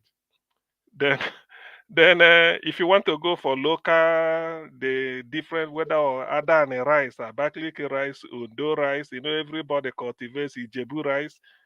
Maybe you may get 5,000 a bag or 4,900. So that will give you at least three bags. That's minimum wage. Now, minimum wage has been increased from 18 to 70, which is 18 times 236. Just say 4 times. Let's say 72, 4 times. Yet, you will struggle to buy half bag of rice. Is there any need bothering some people in Gambia to tell us the difference? This is Nigeria, so let's do the comparison here. There's no need. So the thing is, you see, the thing with Nigeria is that on 1st October, I think it was here, in which we are talking of the address President Tinubu will present. I said, let him just resign. That is he will be the greatest statesman in history. Throw in the towel, let him just get out. The man has no plan. He has no plan. No plan at all. He just wake up, bought yacht, buy the latest presidential jet to take him all over the world. That's all. He has no plan. No plan at all. So he doesn't even know what is happening. They used to say Jonathan is clueless. Jonathan is clueless, is kindergarten, this.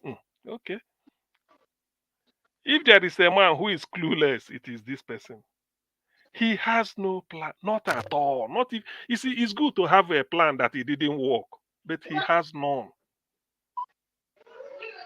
He has none. So, okay, he's in the UK, like I had, maybe picking his teeth, something like that. When he comes back, those that will talk to him will talk to him. You see, I think, if you can, Rudolph, I don't make editorial decisions here, but I believe nobody will disagree with me. Or maybe, no, there may be. Let us convert here to, let's be discussing post, like Mr. James say here, with all due respect to him, I defer to him. Post Nigeria republics. Somebody brought up Botswana, 2.7 million. A country, 2.7 million, education free from kindergarten to university, if you have the ability. In your final year in the university also, I had, they pay you full salary. 2.7 million people. Diamond and what is it called? The animal husbandry, main source of foreign exchange earning. This is what they do. Now I know because I'm too early, because of some people that will come here and tell you if we become a country of 10 million here, 15 million here, 5 million here, they will take us apart. They will invade us. Nobody has invaded Botswana. Since 1966, nobody has invaded them. Eritrea, nobody has invaded Eritrea. Invade you as how?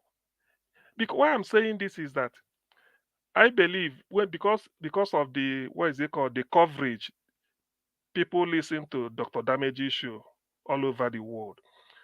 They want to see what really are we discussing. And most of us live abroad.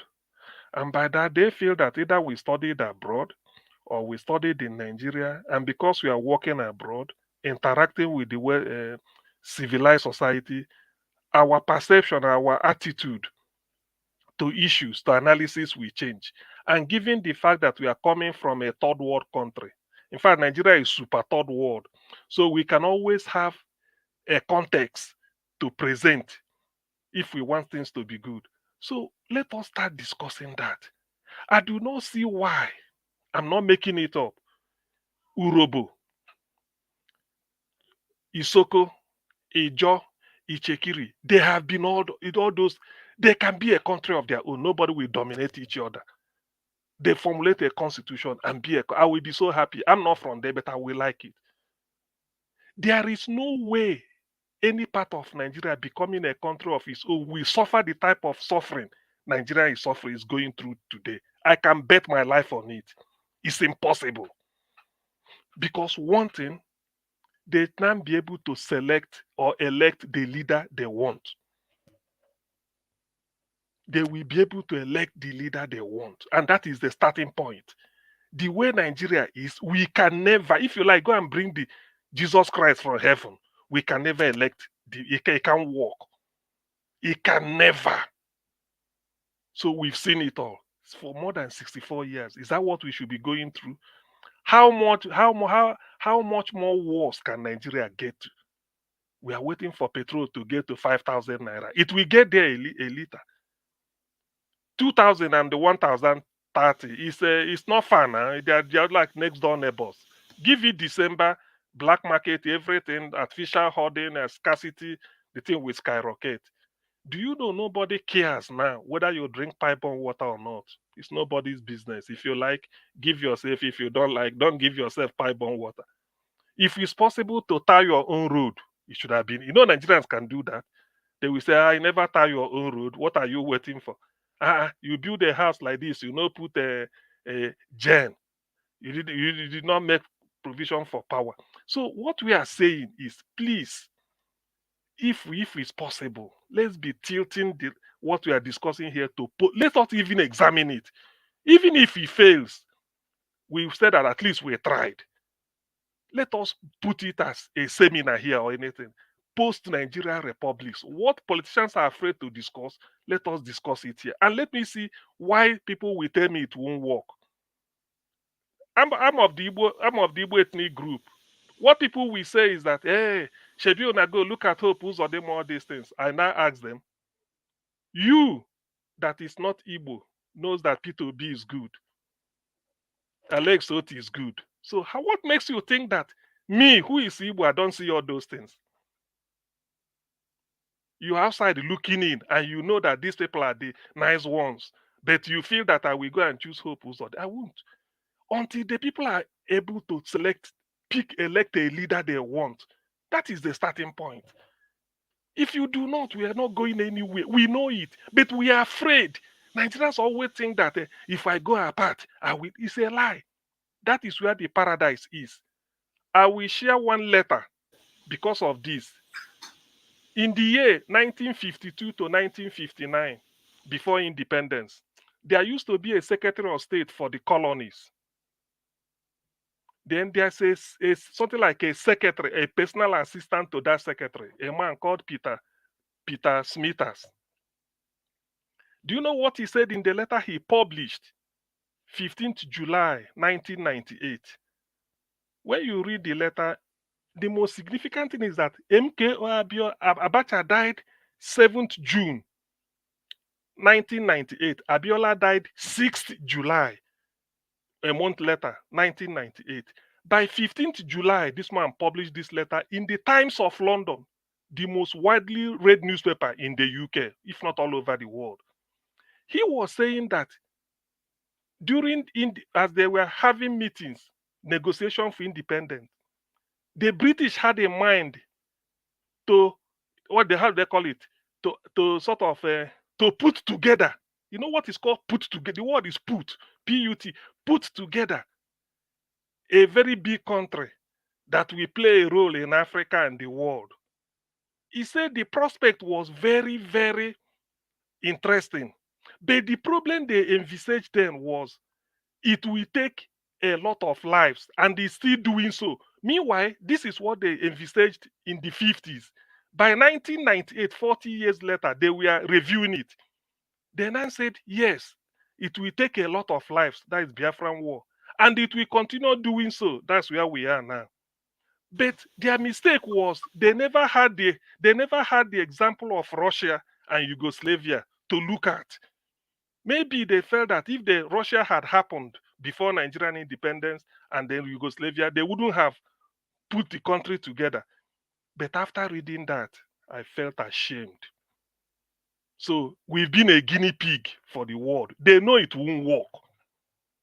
They know it will never work. So why, since Abiola died, are we better off? We are not. So please, that is what we should be doing. Let us be discussing post-Nigeria republics.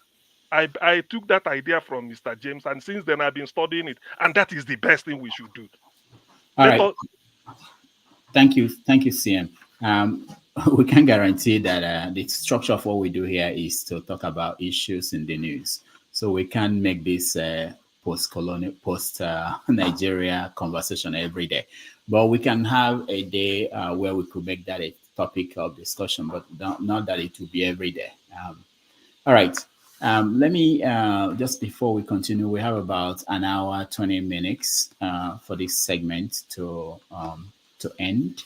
But let me point out that tomorrow on 90 Minutes Africa, we are going to have Pa Ikide, who will join us to discuss the $100,000 prize for literature, which Nigeria awards every year. Most people don't know about this.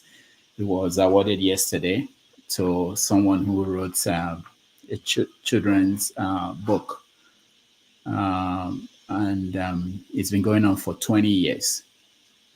Talking about Nigeria and our economic structure. The Nobel Prize was awarded this week too, and the Nobel Prize was $1 million. Now, when Shoyinka won the Nobel Prize in 1986, he got $800,000. But every year they continue to factor in inflation and increase the price, and at this point it's 1 million.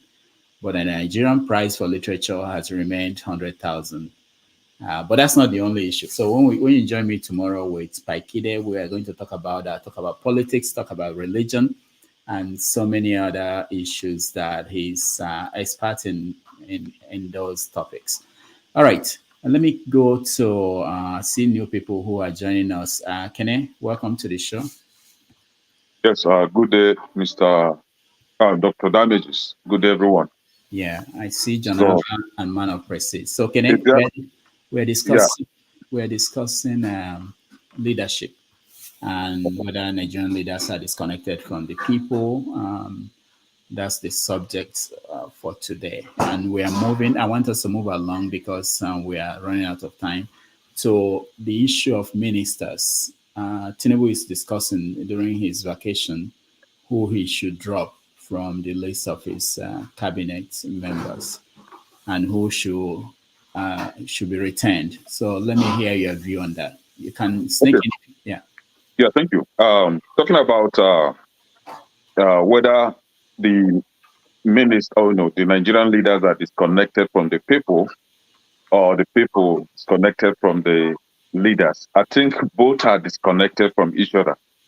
The leaders are disconnected, the people are disconnected. Why I say this is because if you go on social media, The only thing you'll be hearing from this our younger generation is about money, money, money, money, how to make money, how to do what they call it, money ritual, how to do all manner of rubbish just to make money.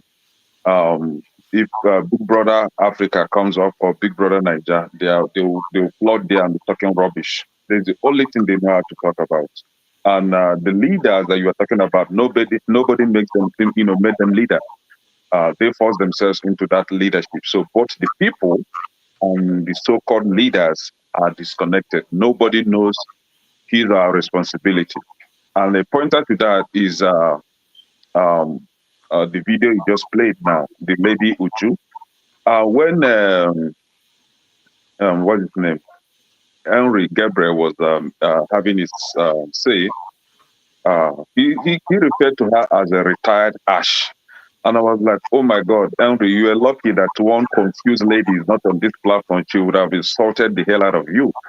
And good thing you spotted that she's an retired ash. And I will call it in full, retired Ashawo. I take responsibility for saying that, because this is somebody that claims to have come from Anambra State. We don't know her father. If we don't know your father, we don't know where you come from. We from Anambra State, we don't know her father, though we know her mother, but our father is unknown to us. So nobody should give us a daughter that we don't know about. She's a corrupt leader, corrupt minister. I don't know where she got her money to even purchase the APC presidential candidate form, because the only job that we know that she had was being a filmmaker, Nollywood actress.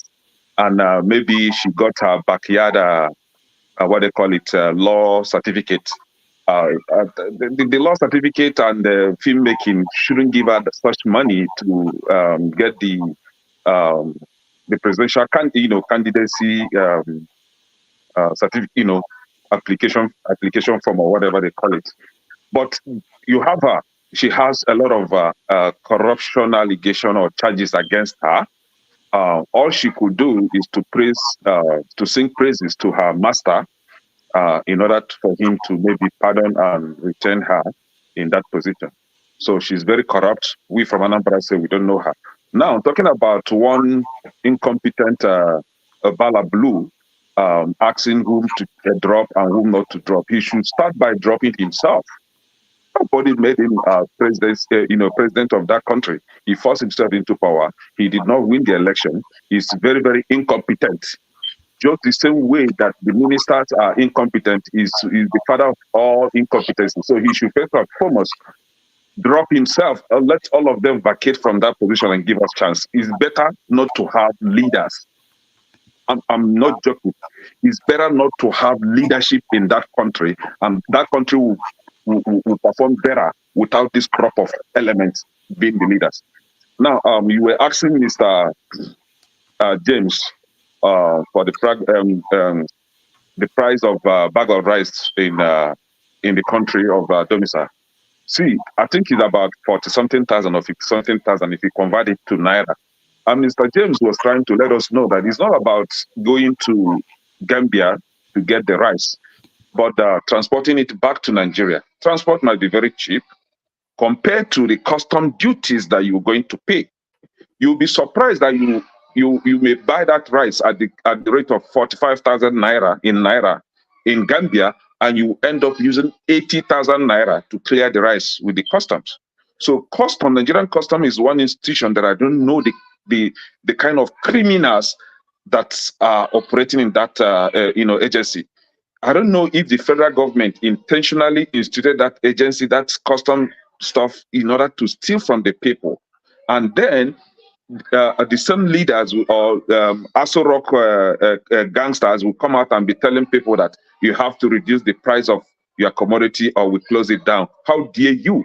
Can you start by working on the cost of importation, the import duties first? Why would Nigerians be paying such an exorbitant amount of money as import duties over something that they don't even know how to produce?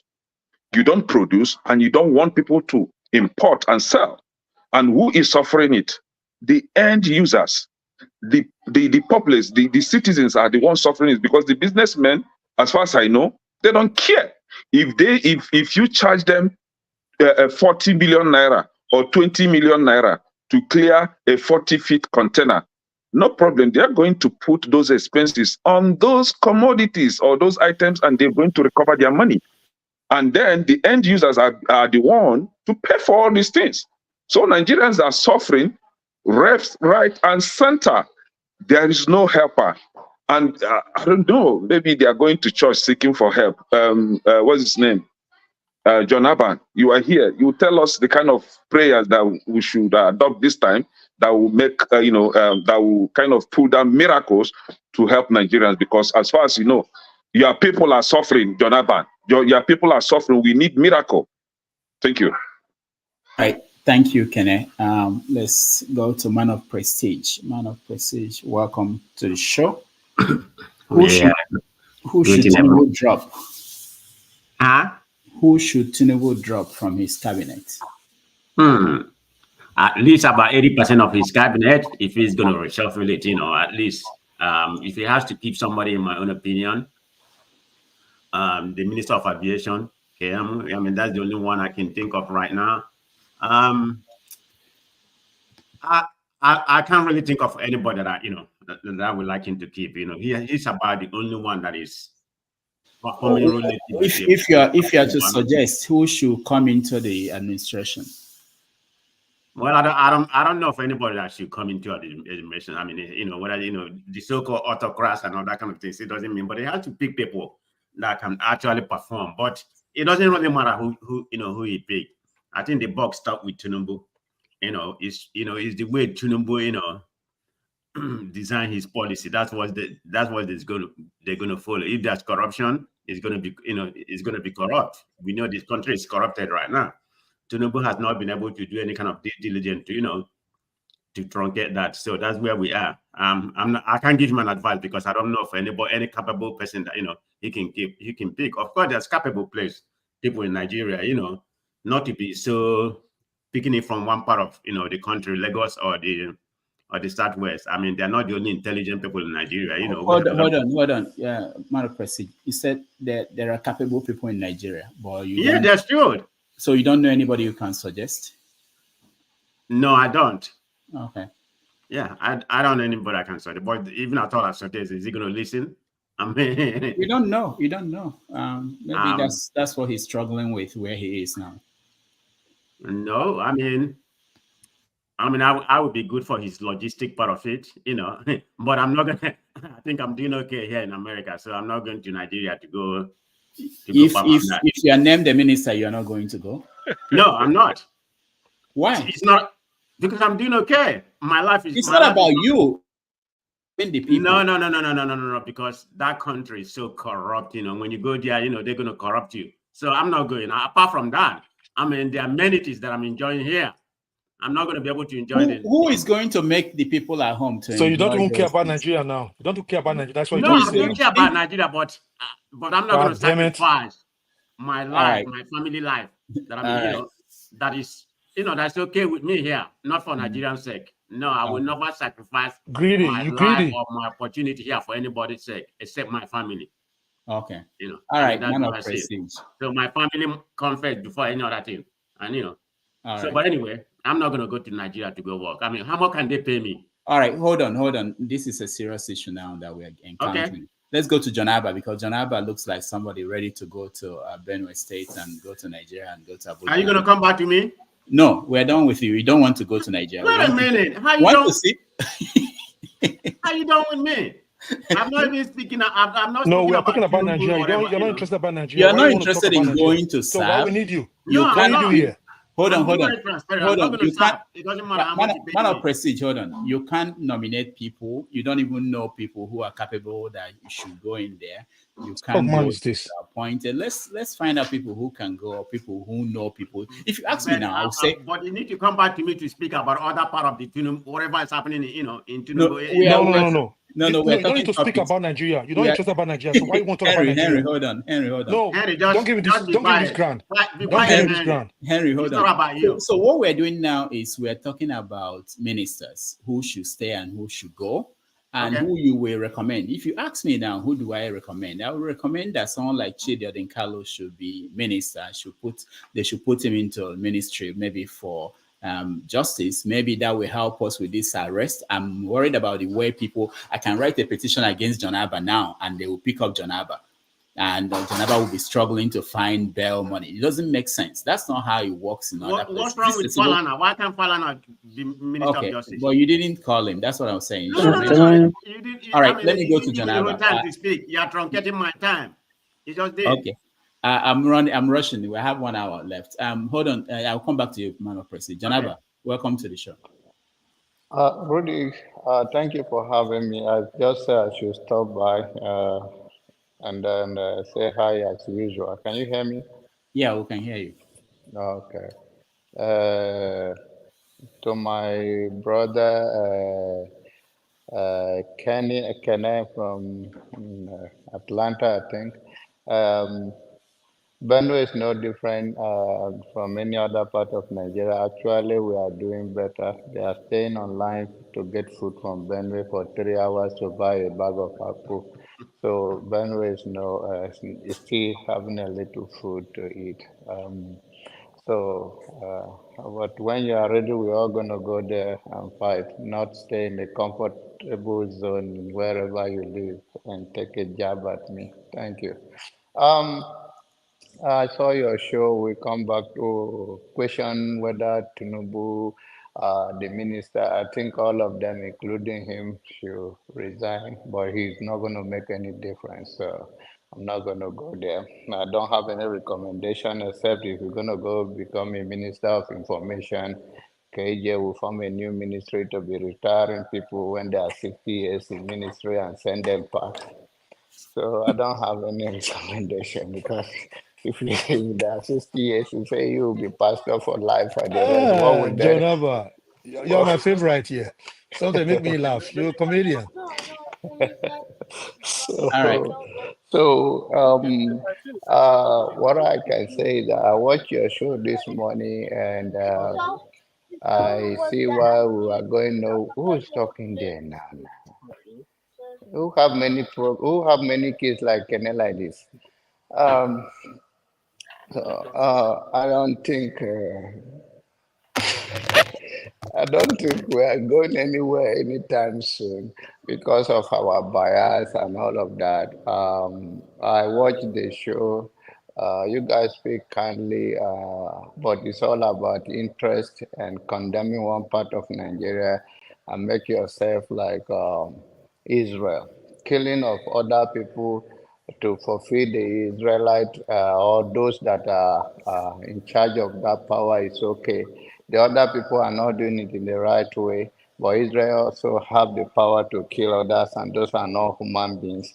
That is what you guys did this morning, but we get there and we see because there are a lot of things going across Nigeria, robbery, kidnapping, and all of that that is still against human life that shouldn't be justified, including Boko Haram and all of that. So we have to, maybe what I will suggest for you guys, bring somebody from the north to speak for their own zone. So by the time we see people's view, because it's not like you are biased, it's a human nature. You talk about what you know better. But there are better things that keep us together. Bag of rice, no bag of rice. Remi Tinubu say Nigerians are lazy or not lazy. All of that. I don't think anybody will make any difference until we change our mentality and see things from human perspective. I think we will serve our nation better and we serve the black race. Life is about interest. End of the day, black people have to be there for themselves.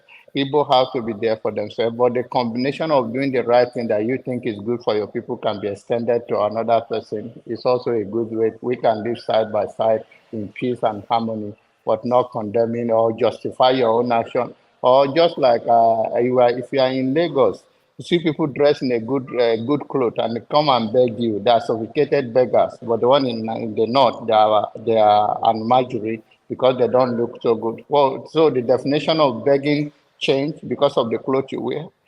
So it is what it is. I'm celebrating 61 birthday. I'm not your mate. I'll see you in the other day. So God bless you all.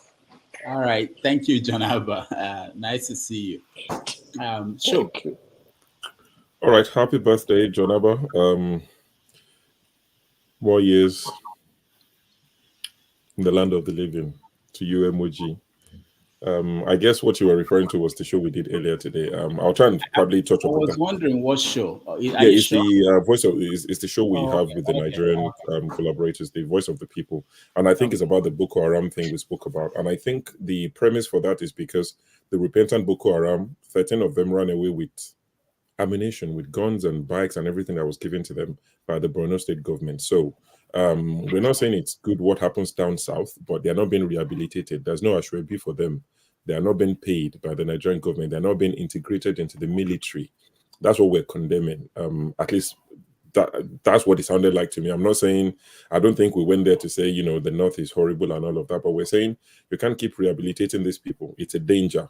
I don't think, it makes sense to keep bringing people who've tasted blood to say you want to rehabilitate them. And the best place to put them is in the Nigerian military. That's all I think we were saying. But to talk about the ministers, I don't know a lot of these people because I don't see what most of them do. They might be doing it, I just don't see it. But if I was to say people should go, at least this woman that is sharing rice up and down, she needs to go. She's the one that was going to sue United Nations. She just talks. She sounds like an illiterate, and she's a lawyer. I worry for. I don't even know how the Nigerian universities. I know they're not good, but sorry, how So is she a lawyer? your minister of FCC minister Wike is a How's lawyer too. Wike Don't a forget lawyer? me. How's Wike a lawyer? How's this Good woman a question. lawyer? You can actually pay for the certificate. That's what I'm You can buy saying. it. It's probably one of those ones that they will tell you can design your own certificates. You can do, go back to the days of Corel Draw and go and design it yourself, because that woman is, she's such an embarrassment. She's the bar has been set so low that woman is a minister. She just goes everywhere shouting, and she needs to go, in my opinion. Minister for Power needs to go as well. Mr. Adelabu, he needs to be gone like 10 years ago. And go and become governor in Oyo State. That's what he wants to do. He contested in 2019 against the current governor. He lost. But I think he'll probably go back and contest and be governor for Oyo State. I wish the good people of Oyo State well when he becomes their governor. Remember, it was the one that told us to turn off our freezer in the morning and come back in the evening and turn it on so that we can save on electricity and stop wasting electricity because it's too cheap. Of course, he apologized and said he didn't mean it that way. He needs to go. If someone's gonna stay, I know the bar has been set very low, but Olubumi Tunji Ojo, I think he's done at least something that I can say is done well. Now in the UK, if you apply for Nigerian passport, you apply online. Me and a few people have been checking the website, and if you apply today, your date of biometrics capturing your biometrics will be around February. If you apply now, there's no date to go and capture your biometrics in London until around February. So, but the good thing is, in the midst of all this, is before he came, you would apply today. They would tell you, would see the calendar is 6 months away, 5 months away. You choose the date, and when you go and capture, you have to wait another 3, 4, 5, 6 months before your passport arrives. Now, with him in charge, when you go and capture, your passport comes back in 2-3 days. Nigerians are shocked. Like every Nigerian I've spoken to in the last 2-3 months that I've applied for Nigerian passport, they're like, what? My passport is back in 3 days, in 2 days. How? So that bit is been fast-tracked, or not fast-tracked. They are doing the proper thing. So you get your passport on time. And also, they announced that from next year, our biometrics will be captured contactless. So we won't have to keep going to give them the fingerprints that they already have. So that's something that they've announced, that from next year, there'll be no need. If you live in the UK, Rudolph, you used to live in the UK, there are people who live in Newcastle. To you in America, it's small, but to us in the UK, Newcastle is far.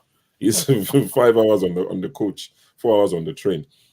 Everybody has to come to London. There's only one center for everybody in the UK. So you have to come to London to capture your biometrics. That will be gone from next year. That's a welcome development. So at least he is doing something positive. Yes, there might be more to do, but I can say we see his footprints. The Minister for Aviation, as much as I don't want to say anything positive about him, but you can see when Alain Oyema had his issues, at least it was visible. He spoke out about it. He said, we're going to do the same. We're going to reciprocate what the British government are doing to us. If you're saying that, you're going to frustrate Air Peace, they have to fly from Gatwick. You can't give them slots in Heathrow or at Heathrow. We're going to do the same. And so it was visible. He spoke out about it. So, Nigerians are not asking them for much right now. We're asking them for little things. And if you can fail in these little things, I don't think there's any point keeping you. So the president was touted as somebody who has eyes for talent. A lot of this is talent are talentless. They need to go, and he needs to replace them with people who can do much better. So that's that for ministers. And Mrs. Tinubu, who's saying there's no food for lazy man. We've established it. Nigerians are not lazy. Just give them the environment where they can thrive. There's a reason why once they leave the shores of Nigeria, majority of Nigerians tend to do well. So don't call Nigerians lazy people. The same thing Buhari did. She's doing it now, indirectly saying, Nigerians shouldn't be lazy. She's the one telling people to plant their own vegetables. Now, should we go and dig our own oil and refine it ourselves, or what should we do with this oil business? So the 1 billion naira she gave to OAU, where's the money from? Is it from a personal finance? If it is, what did she do? What job does she have or has she had in her life that she's able to save 1 billion naira? Was she given to her by friends, organizations? That's what in America they call lobbying. In the UK, it happens everywhere. When people lobby PEP, political exposed persons. So when people come and start giving you gifts, is that a gift from people or from organizations? Even if they're giving to your charity, who are people giving you such money? It's not that they can't, but it is good for transparency that people know the people giving you that humongous money, so that tomorrow, if a court judgment favors such people, we can trace it to say, could this be the reason why they're getting favorable judgments? That's all. That's all we're asking. We're not saying it's a bad thing. I'm not a hater of progress. You're giving them 1 billion, that's your alma mater. That's fantastic. But let's know where's the money from, so that it won't be a case of people already paying you upfront for the favors they will get. When I was young, growing up, me and my brother, my mom usually tell us that, your father said, if anybody comes to the house, to give him a gift, that she should turn it down and tell the person, when you see him, give him yourself. When we grew up and became teenagers, like in our late teens, approaching early 20s, my dad told us as well, if anybody comes to this house looking for me and say, take this and give to your dad when he comes back, do not accept any gift on my behalf. Because he knew the consequences.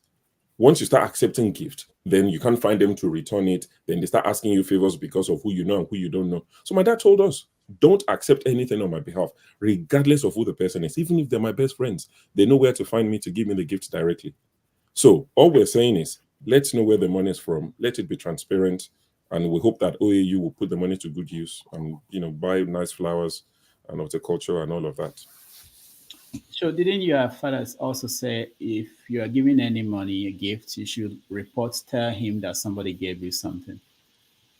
That if we were given, yeah, you should. Yeah, so like if his friends give us stuff, or anybody, if you get. Of course, when we were young, people that we knew that had no anything to do with anything will come to the house. If they give us stuff, we'll collect it. We'll tell our parents. We had to. At least I did. My brother was a bit more street, whatever. Yeah, what I did, I would, I was like a goody two shoes or whatever they call them. I would declare it. It would end up in my mom's account somewhere. So I did that. But in terms of his friends and people that we were not familiar with, a lot of people came to the house and they would come and want to drop Christmas. You would see it's like Tinubu government, bags of rice, turkey, King's oil, the one in the tin, like the whatever liters, 10 liters or whatever, that King's oil, vegetable oil. People would bring all sorts during Christmas. And my dad was like, don't accept it if I'm not here. And when it was there, it turned them down. I don't need these things. Don't bring them. What for? Take them to where they belong. Exactly. So it's the same thing we're asking. Yes, my dad wasn't the governor or president or anything, but we're asking that the first lady should be transparent. Where is this 1 billion naira from? I know people will come and say, how much is 1 billion? Is she a poor woman? And you say, make your papa no get money. That's not the point. You understand? They pay me. You can say whatever. They touch me. But that 1 billion, please let us know how you are making such money and giving it. The son is going to pay for 10,000 people's hospital bills. Where's this money? Why this alimajiri system? Why is everything alimajiri that Sheyi Tinubu is not the one paying for people's health? Why can't we have a system that will take care of people's health? Why can't we empower the people to the point where they can pay for their own health care? That Sheyi Tinubu will now start paying them now, so that in 10 years, 10 is far, in the next 2 election cycle, they'll present him, as they call him, Ojueko, the eyes of Lagos. They will say Ojueko is going to run for office. You have to vote for him as the governor of Lagos. Why not? His daddy built Lagos. He's going to take it to the next level. Look at when he paid for these people's hospital bills. Look at when he went to Maiduguri and gave them $1 billion. Look at and they start rolling these things out. This is the problem. When they give you these things up front, they're going to come back for it. So be careful. I mentioned that to say that Nigerian people should, when their government officials are donating money, like Shaw has been mentioning, if you count it, remember that Remi Tinubu gave 500 million to Maiduguri flood victims, and the son gave 500 million. So from the family, we've received 2 billion to different people, and we don't know what they do to get this money. It's very important that responsible citizenry should be demanding that, this money that they are throwing around, that we should know where they come from. All right. Rudolph, sorry. You were talking of what Remi Tinubu does. Maybe constituency project when she was a senator. So that's where the money must have come from. Constituency projects, they put it in the budget, running billions. For how many years? She didn't execute anyone. So that's where the money came from. Well, very good point. Whatever it is, we need to know. But she says she was broke at some point, that she had to borrow money from Shetima's wife. 2 million from Shetima's wife. Yeah, that's true. All right. Anybody has anything else to add on this topic before we move to the final topic before I leave? Yeah, you were asking, people. There are many qualified Nigerians who could actually uplift this government. The truth is, the question is, do they want to serve in an administration that is not ready to help make better the people's, the Nigerian people's life? For instance, if you ask me up at top of my head, I can call maybe more than 5 from, both in the south, in the east, in the north, people who can help to do the work, people who have worked, without, getting their hands soiled in the system. The truth is that the people in government enjoy what is going on. Is there any other place in the world that you've seen a minister go to pack rice and load in small bags, and you can even count the bags of rice that's going to be given to over 3 million people? People in Anambra are more than 3 million. But you can praise and sing for the person. But the truth is, that's the only way she can maintain her position. You see, the praise singers are the ones who have taken over the nation, whether they are politicians or not. If you don't sing those praises, you will not be in the system. And if you lead the system, you may probably not be able to survive. So you have to keep singing the praise and doing everything that they need you to do in the way they And I like to bring the case of the young lady who was Minister of Women Affairs. That case have totally died off. But undercover reporting, people who knew her very well said that she was doing whatever she was doing, being directed from the top. So it's not that she was just doing her own thing. She was part of why she was given the position, that she will be able to make some things come to the other side of the eye, so that things can go well. Unfortunately, somebody decided to betray her in this case. So what am I trying to say? It is the Nigerian thing. When you get in, you make sure your friends are rich, the next set of people are rich, so that they keep telling the Nigerian people these things, that you shouldn't worry, go and pray. God, who sees everything, will give you good leaders. And they probably touch the heart of the people. And as long as the people of Nigeria don't understand that people who are in government are their servants, this thing is not going to change. It's not about tribe. It's not about whether you're from the north or the south or the east. It's about that belief that once you're in government, you have become the God of the Nigerian people. And so they must keep worshiping you for whatever you do. And you can spend their money any which way you like. This same woman who told us, we are not poor. We're not poor. We're only trying to help you people. We're not coming because of government money. But look at how far and how much they've been able to do for themselves since they came into government. I'll stop there, sir. Yeah, can I make one more comment? Okay, man of prestige, go ahead. Yeah, thank you very much. Yeah, I mean, like I was saying before, I was able to say that I don't really actually know anybody. I was just mention one or whatever. But I think my issue I have within that Nigerian space, even at all I know somebody. I mean, Nigeria is just like, an empire, Yeah, you know who is at the top, it's very rotten. So it's going to be the same thing. I mean, is Tinubu not the minister of petroleum? I mean, look at what's going on in that. So I don't really see any kind of change, And Tinubu is not going to hire somebody that will come and challenge him. He's going to be a person that's going to say, yes, yes, I like KJ said, you have to worship him like Akpabio is doing in order to come to that position. So I think we're just wasting time naming people. You can't name somebody that's going to challenge him. Say, no, we are not doing this. It's for the betterment of the country, So the man is just clueless. We had this illusion that he built Lagos. All those are nonsense, okay, So I just have to say, my own point in that regard. That's all I need. All right, thank you, Tony. Last word. Yeah, the question would be, if you are changing the ministers, what do you want to achieve? Because first of all, there's a systemic problem, starting from leadership. So if there's a problem in leadership, what changing of government is not going to solve any problem. I think the issues that we should be looking at is that are critical. It's not just changing, because the more things change, the more they remain the same. What you need actually, in my own opinion, is first, there are issues that we have to grapple with. The government, first of all, has to define its goals, chart a vision, short, medium, and long term, what it wants to achieve.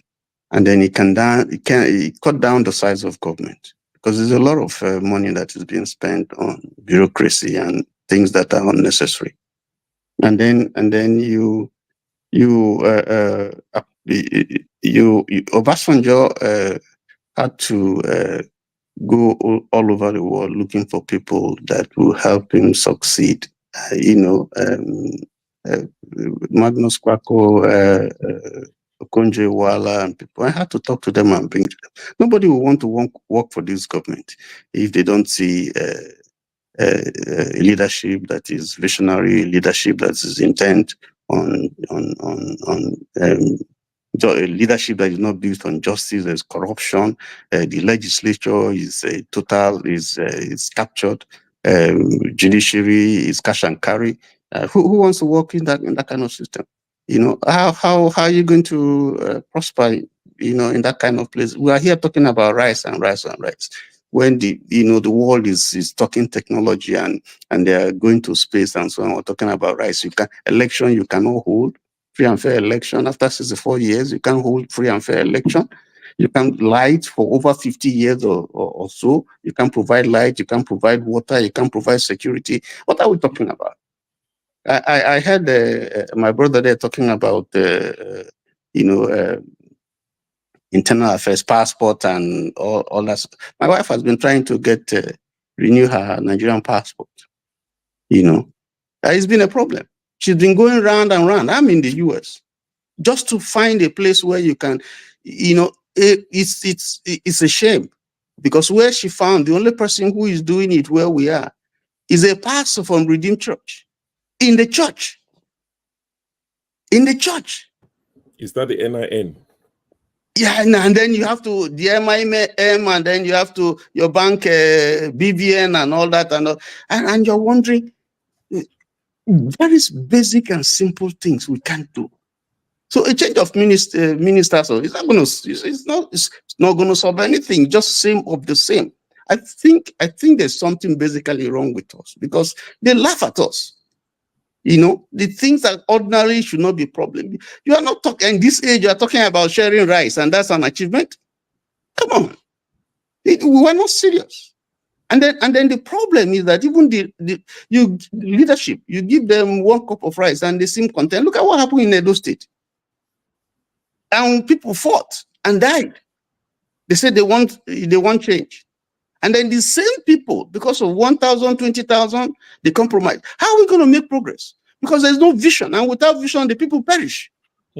So the moment we decide I don't subscribe to secession or self-determination and all that. But you see, there are certain things you see, and you begin to wonder whether we shouldn't be looking in that direction, because this is absolute nonsense. This is not a country. Nigeria is not working. It's not working. And that's the truth. Let me just stop there, because it's nauseating when you begin to think about change of government for what? What do you want to achieve? What and who name one person of character that want to work in this kind of setting where you can't speak the truth, where you're looking behind you and there's someone holding a gun behind, because if you say certain things that then you get in trouble. Well, we're not serious. Thank you, Tony. We're just not serious. Thank you. All right, we have 40 minutes left. What we are going to do is I want us to move away, different direction. We have other subjects that will be discussed after this segment of the show. We have Burna Boy's issue with Speedy Darlington. Most of you, if you're as old as I am, you may be wondering who is Speedy Darlington. But anyway, yeah. Man of procedure will tell us, don't worry. It's current. And PDD, the connection with PDD. Also, we have Bishop Oyedepo retiring 2 of the bishops.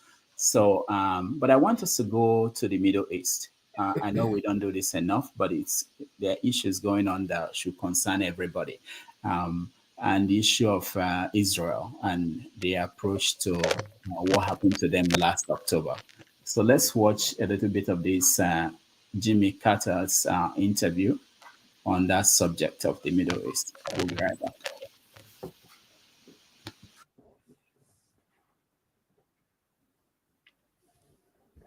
Word apartheid is exactly accurate. You know, this is an area that's occupied by 2 powers. They're now completely separated. The Palestinians can't even ride on the same roads that the Israelis have created or built in Palestinian territory. So within Palestinian territory, they're absolutely and totally separated, much worse than they were in South Africa, by the way. And the other thing is, the other definition of apartheid is one side dominates the other, and the Israelis completely dominate the life of the Palestinian people. Why don't Americans know what you have seen?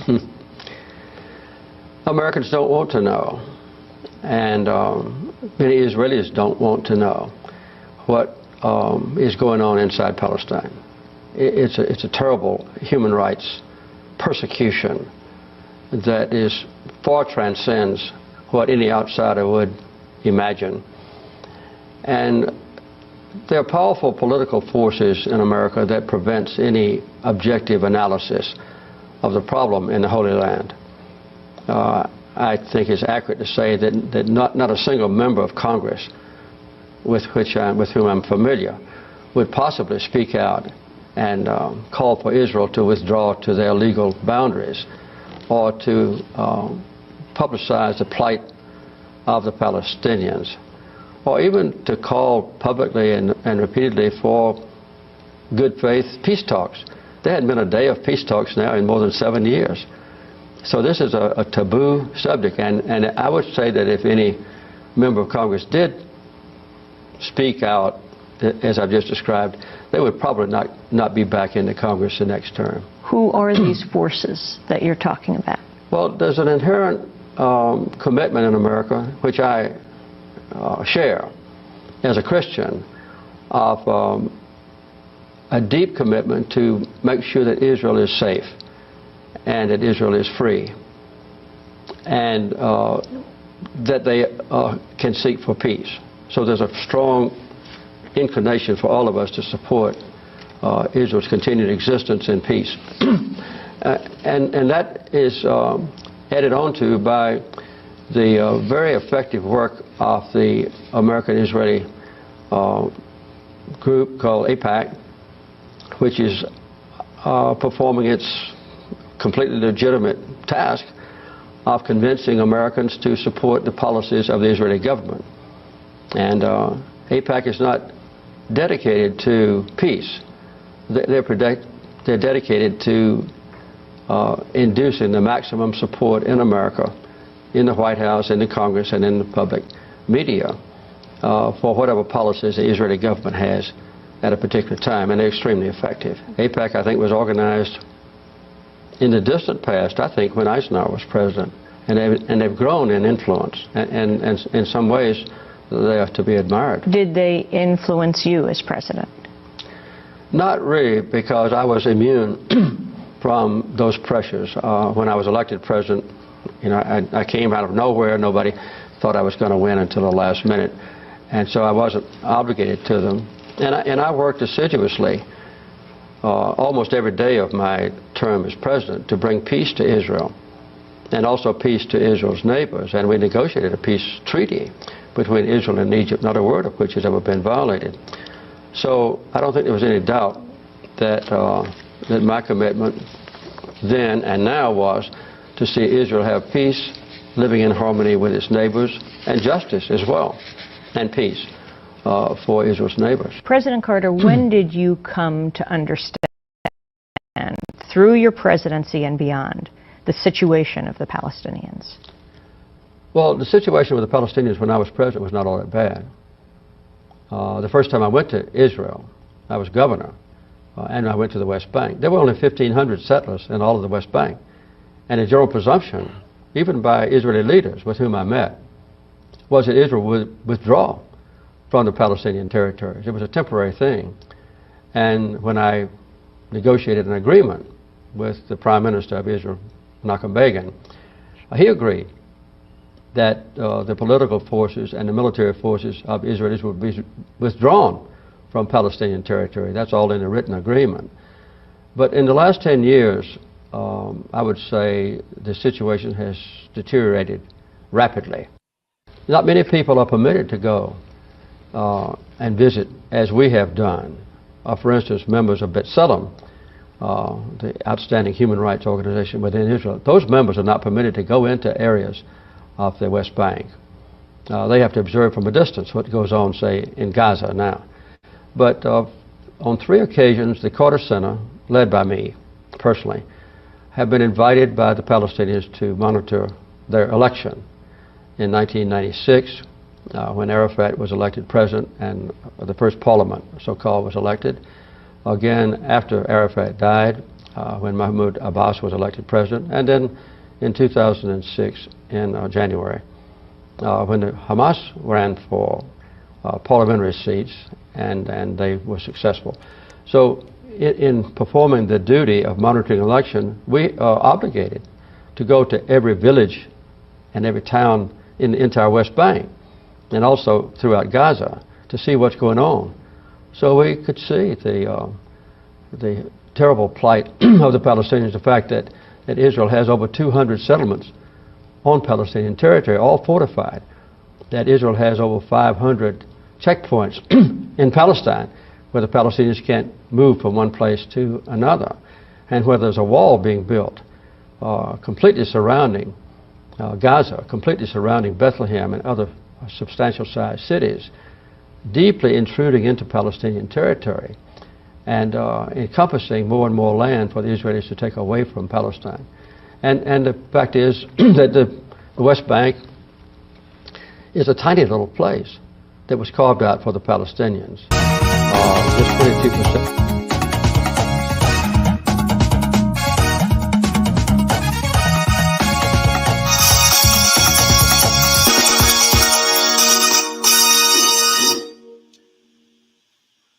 All right. At this conference, you described the wall as worse than the Berlin Wall. Oh, it's much worse. Welcome back, everybody. We're talking about the situation in the Middle East, the war going on there. Most people may not know. It has a lot of potential to blow up in the face of everybody on earth without warning. Because one of the things going on is that you see how Iran attacked Israel in response to the killing of Hamas leader. apparently, Israel is under pressure to respond in a measured way. The other factors going on, the election in America is weighing on what should be the appropriate response from Israel.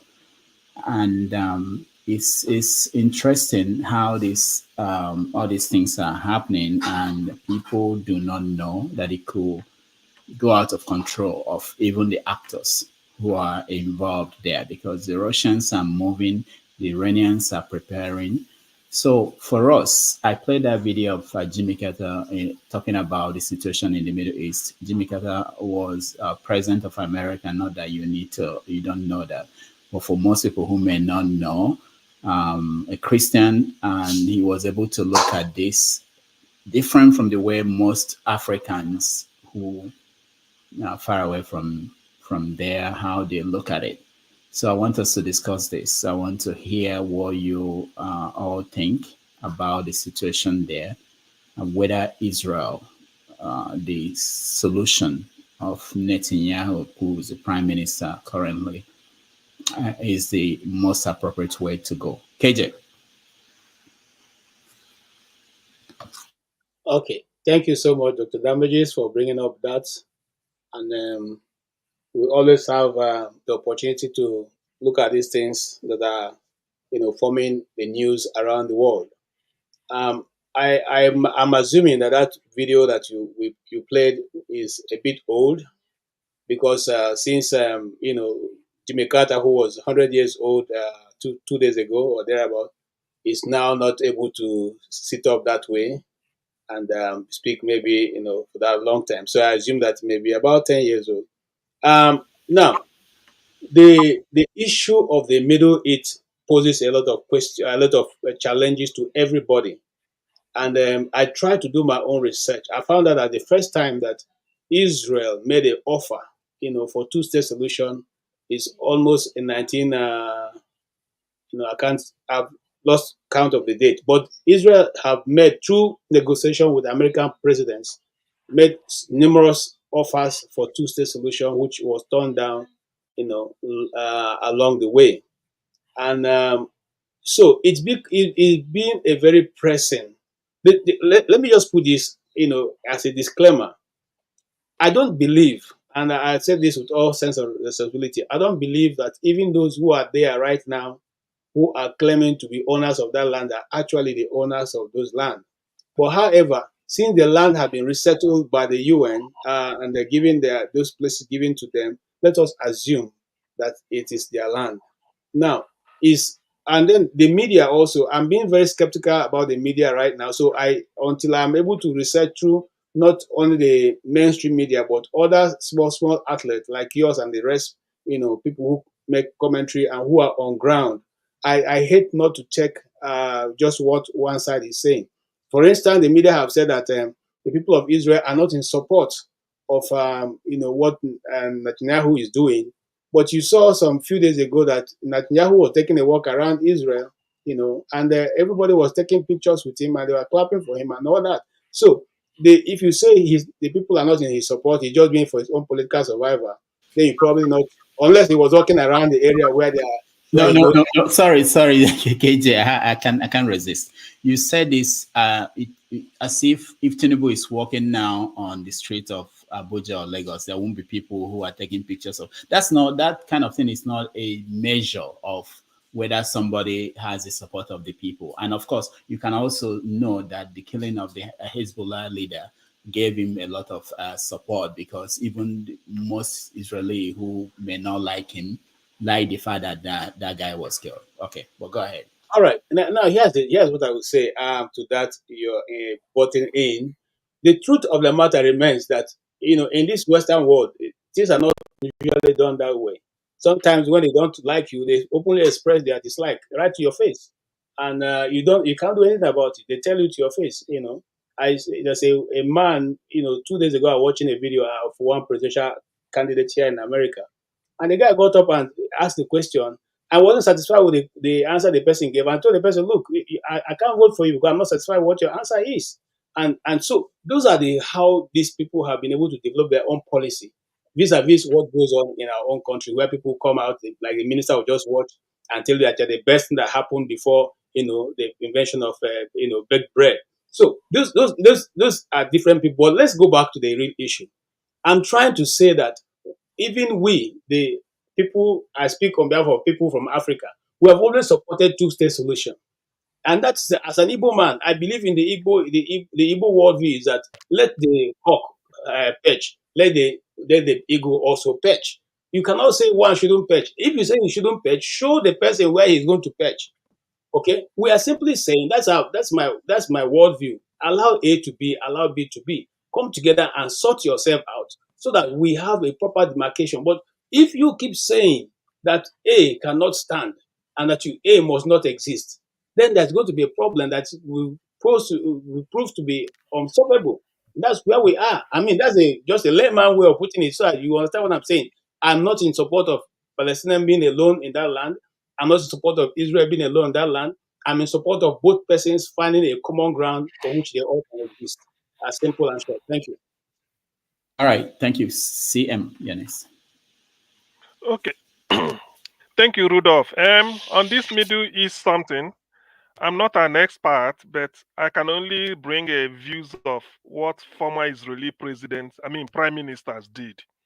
5 times Israel has proposed a two-state solution, obviously with the American president as the referee in between them. 5 times in the days of Arafat, they turned it down. Now, what is fueling most of the time this Israel Palestine uprising is, even if you hate somebody, you must not write it in your constitution or charter that you exist to wipe out the state of Israel. You don't do that. That's what Hamas wrote down. It's in their charter 1988 that the world without Israel. You can't say that. There is no way you will say that and then the person. In fact, that is even to me, that is what is fueling it. Because they will tell you, why should you put it in your charter until you wipe them out? So from one generation to the other. So it doesn't help matters. But if they want, Shimon Peres, Israeli Prime Minister between 1995 to 1996, he made a peace deal during the Oslo peace process. That was during the time of Bill Clinton. Ehud Barak, 1999 to 2001, he held talks with the intention that they should accept a two-state solution. Ariel Sharon, 2001 to 2006, did the same thing after the second intifada. In fact, they had to pull out from the Gaza. I remember that he told the Israelis they should pull out. Israelis refused, but he pulled down the building, said, get out of the place, let it belong to Palestine. And then they held I think that was when they held I mean, was it when they held the first election between Fatah movement and Hamas, in which Hamas won majority, and said they want to input the prime minister. Ehud Olmert came back again, 2006 to 2009, peace talks. Then Bibi Netanyahu, the one now there, since 2010, 2013, 2014, and even with Trump. So you see, sometimes you now start to wonder, what really is the problem? What really, first of all, the thing is, at both sides, did you accept that you want to live in peace, that's next door neighbor to each other? If they say yes, then we're not talking of where will the boundary start. He said to me, it looks that simple to me. Oh, if you accept that we should be neighbors, just like Nigeria and Benin Republic, we now said, where will the boundary start? That is where the UN and the whole world will come in. If it's something you have to do some trade-off, okay, we are trading this off, but will that bring peace? That's what we are saying. Then you demarcate and everybody goes there. But if I should go back to historical, that's why sometimes when Israel is presenting their case, it appears that because they are always the superpower, they are high-handed, people tend to forget some important historical landmark. By 1947 in the UN or thereabout, when there was this British mandate for Palestine, the whole world in the UN voted What do they want? They want a Palestinian state and the Israeli state.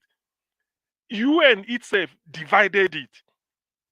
As remote as everything is, I saw pictures Israel, the Jews jumping up as if they're small kids in kindergarten, happy that they will now return home to build their home state.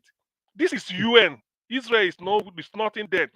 But the palace, the next day or that same day, they started fighting them. The Palestinians started shooting at them. These are facts. I'm not making it up. That same day or the next within 24 hours, that they should get out from there. But UN, the whole world has spoken and they voted. So many countries, some abstained, some said we are in favor. So when you look at these things, so at a time, if you want to look at what is on the table, you start to ask yourself, why? Of course, I don't like the loss of lives. I don't. I'm not using, sometimes when I look at what is happening to the Palestinians, the way Israel is bombing them, I remember what happened during the Biafran time.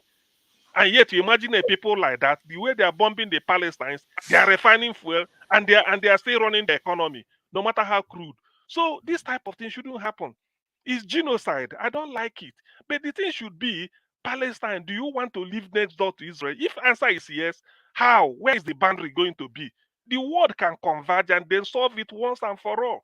But when it goes there, whichever, I know it may not be easy. Everybody will believe that Israel concede more. I will be of the opinion that Israel concede more to them. Concede more to them. It doesn't mean concede more. If they say the boundary should be here and Israel is saying that, you just concede and let All this right. thing stop so that we now know when the thing will start again. Because it's like a generation thing. Every 10 years, every generation we witness it. What started in 1948 is still taking place till today. Every time they are talking of boundary. So I don't think it's the best. But let me stop here. Thank you. All right. Thank you. Mr. James. Yes, you see, this problem is not as easy as we are looking at it. I lived in the state of Israel for about four to 5 years. I live in the Palestine-controlled area and the Jewish-controlled area. In the city of Eilat, I was in Tel Aviv, Netanya, Jerusalem. We were just moving up and down. You know, as a young man those days, we were looking for money. So I was a factory worker, working in metallurgical sectors of the economy.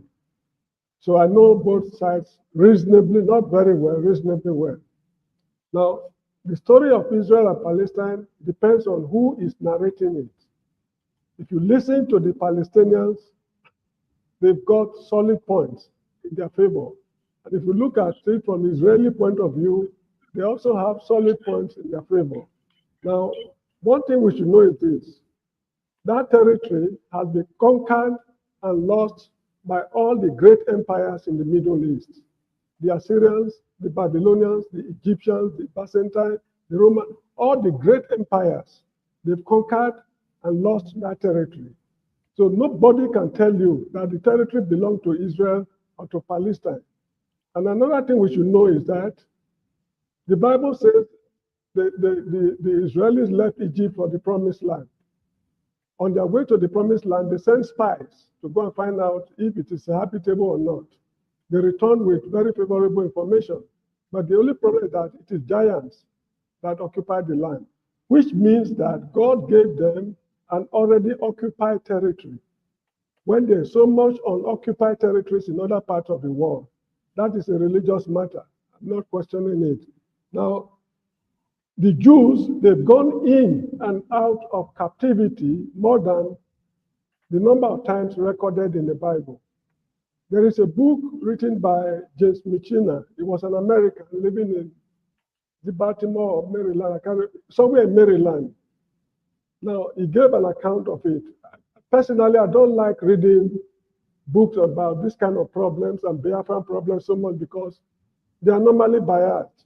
But this man, I don't think he was a Jew because he wrote about other parts of the world as well. Anyway, now from the account he gave, none of these two parties can lay claim to the land. The root cause of this problem is Britain. When Britain gave out the territory, you know, when the Romans conquered Palestine. They sent their governor, Pilate, as the regional governor.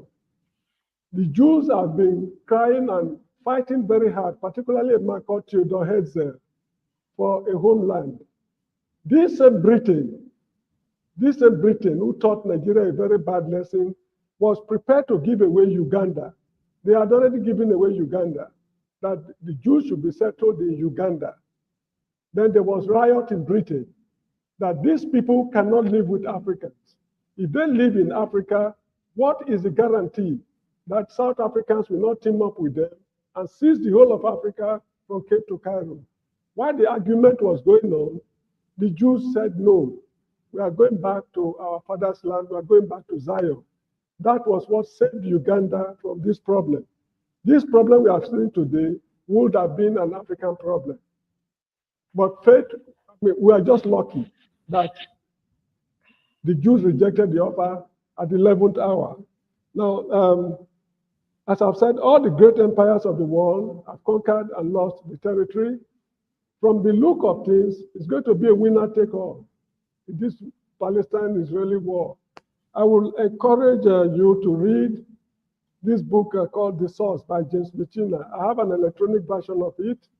I will send it to Dr. Damages. Whosoever is in need of it, to contact him, he will send it to you. The Source by James Michina. It is very sad what is going on there at the moment for one reason. When the Hamas struck in Israel and killed some people, the Israeli government should know that it is not all Palestinians who are members of the Hamas group. If a man is to be punished for the offense he has committed, that is, if every man will bear responsibility for the action he has taken, it is unjust of the Israelis to wipe out the whole of Gaza. That is how I see it. But however, the Israelis, they also have the right to leave, because it's a situation I cannot take sides. Let me end it at that point. Thank you so much. All right, thank you, Mr. James. We have less than 14 minutes, so please, just 3 minutes so that we can get to everybody. And Tony, go ahead. Yes, this is a very, very, very complex issue dating back to centuries, and for which you have had people have paid dearly for. For instance, we know that Sadat was killed because of his overtures to make peace, for reconcile with Israel. Yitzhak Rabin, was also a casualty. But I think the issue here, for me, there are 3 main issues that are involved in this Israeli-Palestinian problem.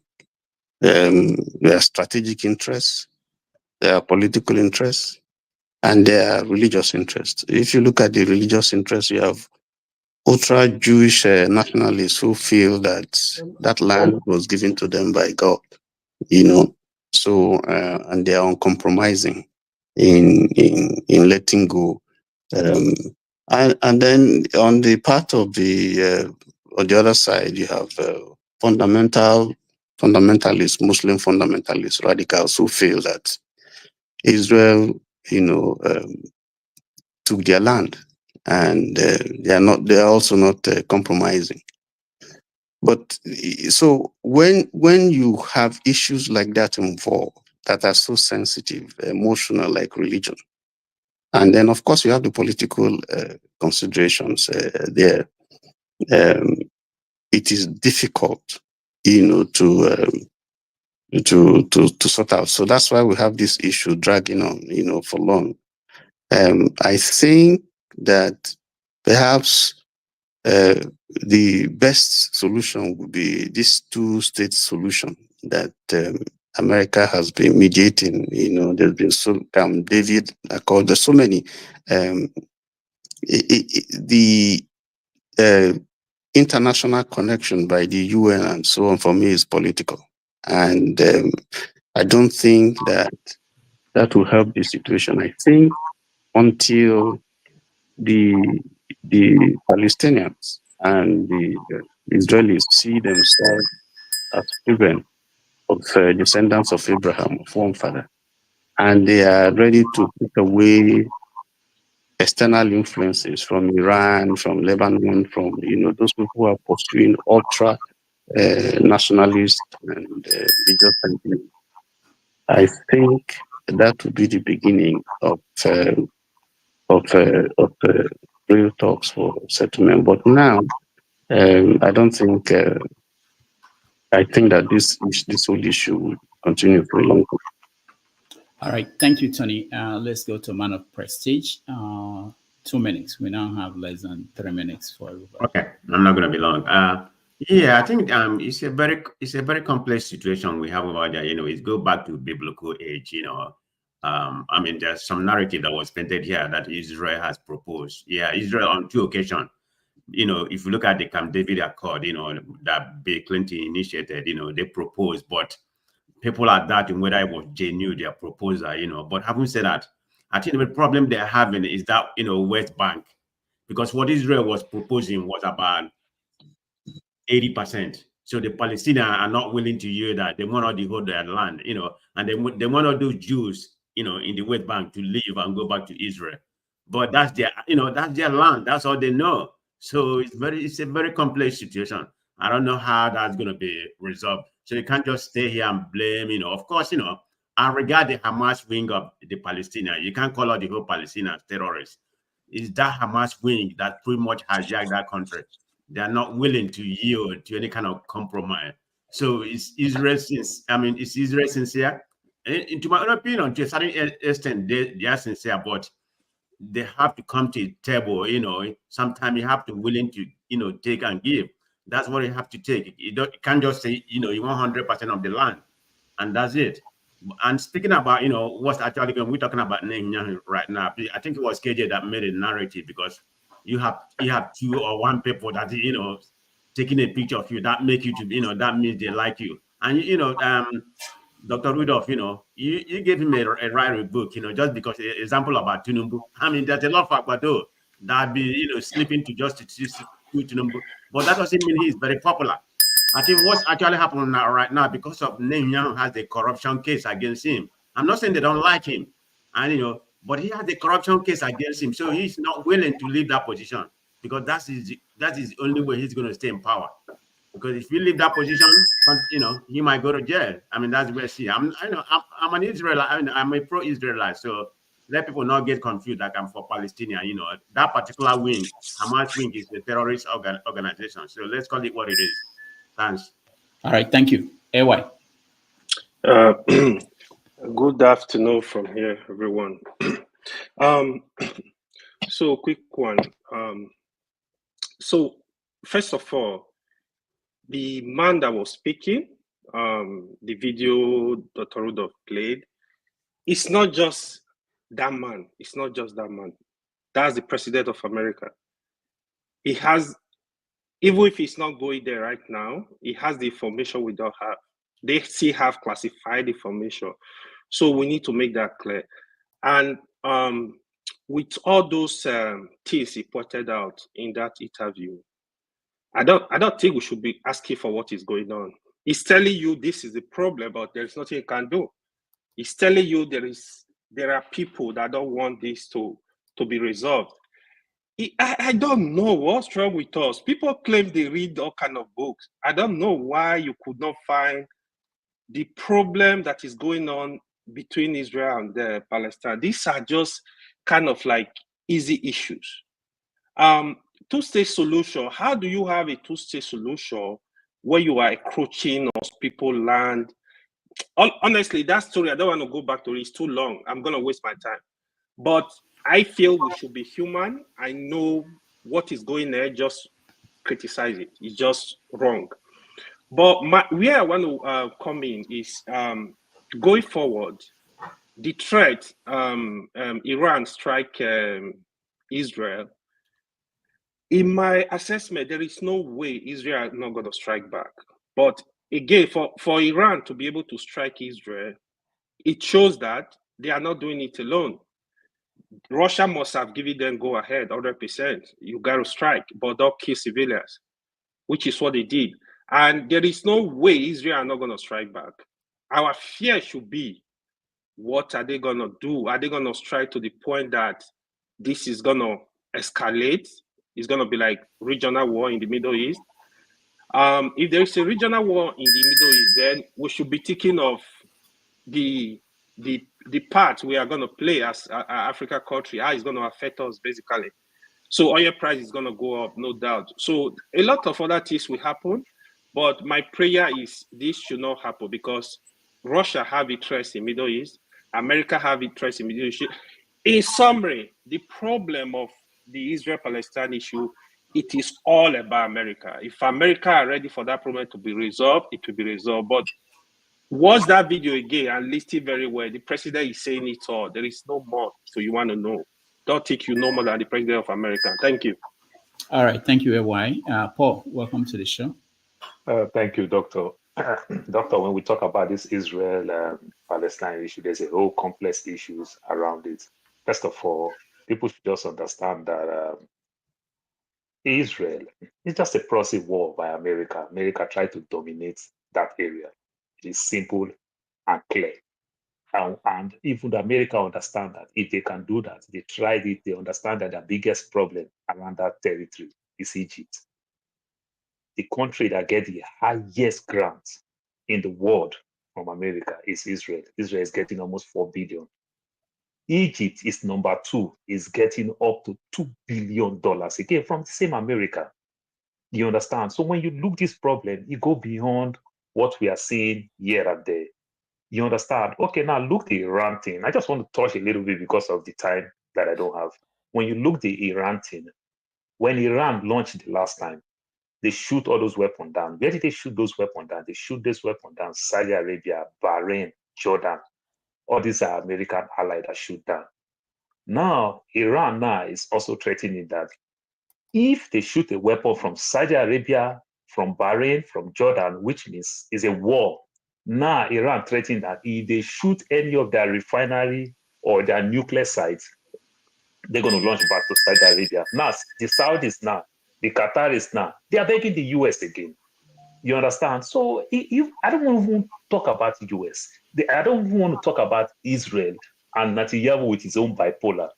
The US, if US want to stop that war, you give these people 2,000 pound bomb. You understand? You give them all type of weapons, 70% of the weapon. You are giving them $4 billion. Only this year, you give them extra $26 billion. Then every day you are sending your Secretary of State to go negotiate. Why don't you just start by stopping the things that you are giving to these people? You understand? Why don't you just come outside, even though when it take you that you even know, the Democrat government even know that because of this same thing, they're going to lose this election. For example, somebody like me, my vote is not for them.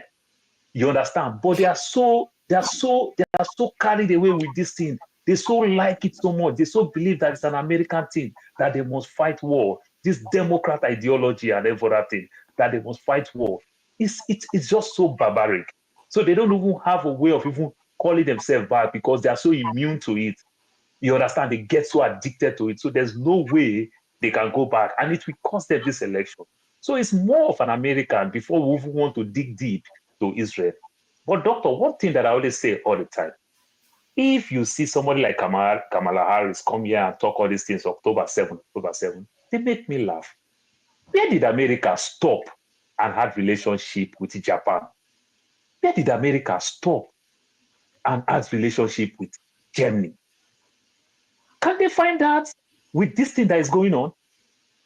I am asking, is it that because of that part of the people are brown people? You understand? They stop. What happened? Today, Japan is one of their greatest allies. And if America want to claim that, oh, it's just a trouble people, let them stop wasting my tax money. Let them also go make Israel part of NATO so that it will reduce the money that we will contribute and everything. These are not NATO member. These are not nothing. just because American politicians are puppets, they are weak, they are very corrupt politicians in America that APAC give all this money. You understand? They are just slaves. They are just dumb to APAC. You understand? Nobody want to, any politician go against APAC ideology, go to lose. So it's affecting. The person that collect the highest money in APAC is even Joe Biden. Kamala Harris is doing the same thing. You understand? So they're going to lose. You understand? Sometimes when you see the Christians support Trump, who is not anywhere close to the word called Christianity, you will ask yourself why. The Jewish people, you understand, are very, very conservative people. They are this type of people who are not friendly. They keep to themselves. The Jewish people never get along with the Muslims. They never get along with the Christians. Go and see what Christians is going through in Palestine, where Christ was buried. That's why you see good percentage of Christians who want to support Trump just believe in that mindset that Trump will not continue this war that is going on. Not because of they like Trump, but they just believe that Trump will probably maybe stop war.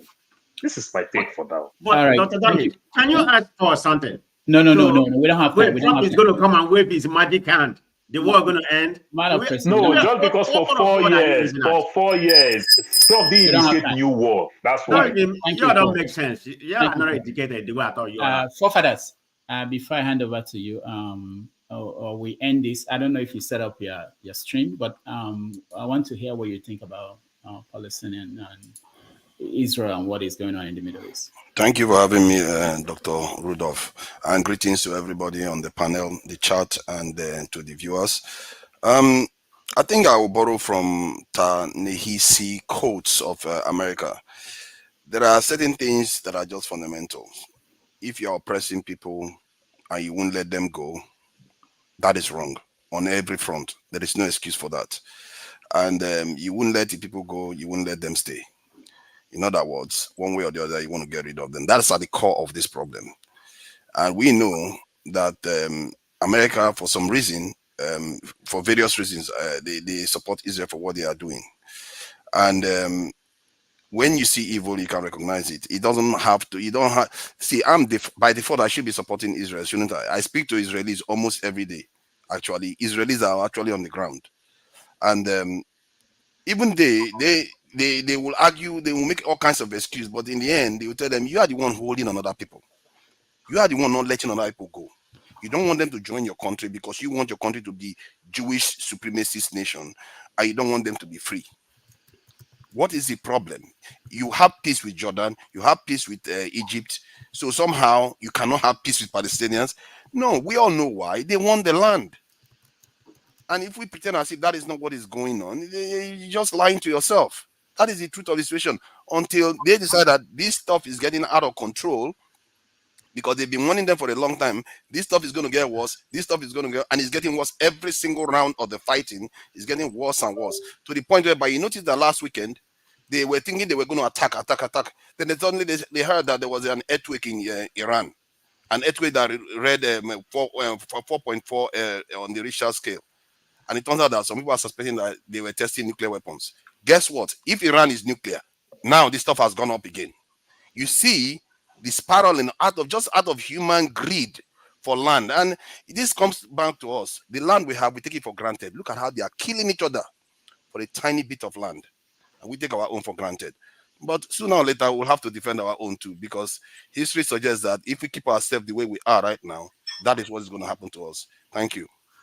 All right. On this note, I want to thank everybody that joined us. I shared the link for the next stream, which is coming up immediately, and Forefathers will be your host.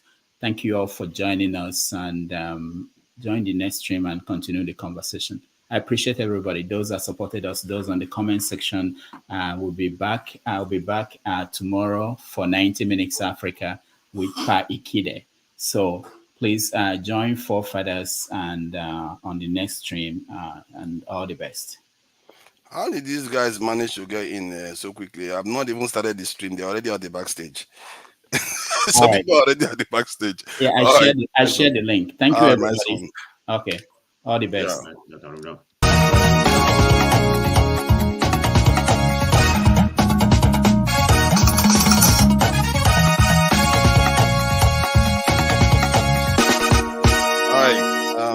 just clearing out from this other stream. Let me close the tab from the other stream. You know, you are in here before the stream goes live. Let's see. Let me close that.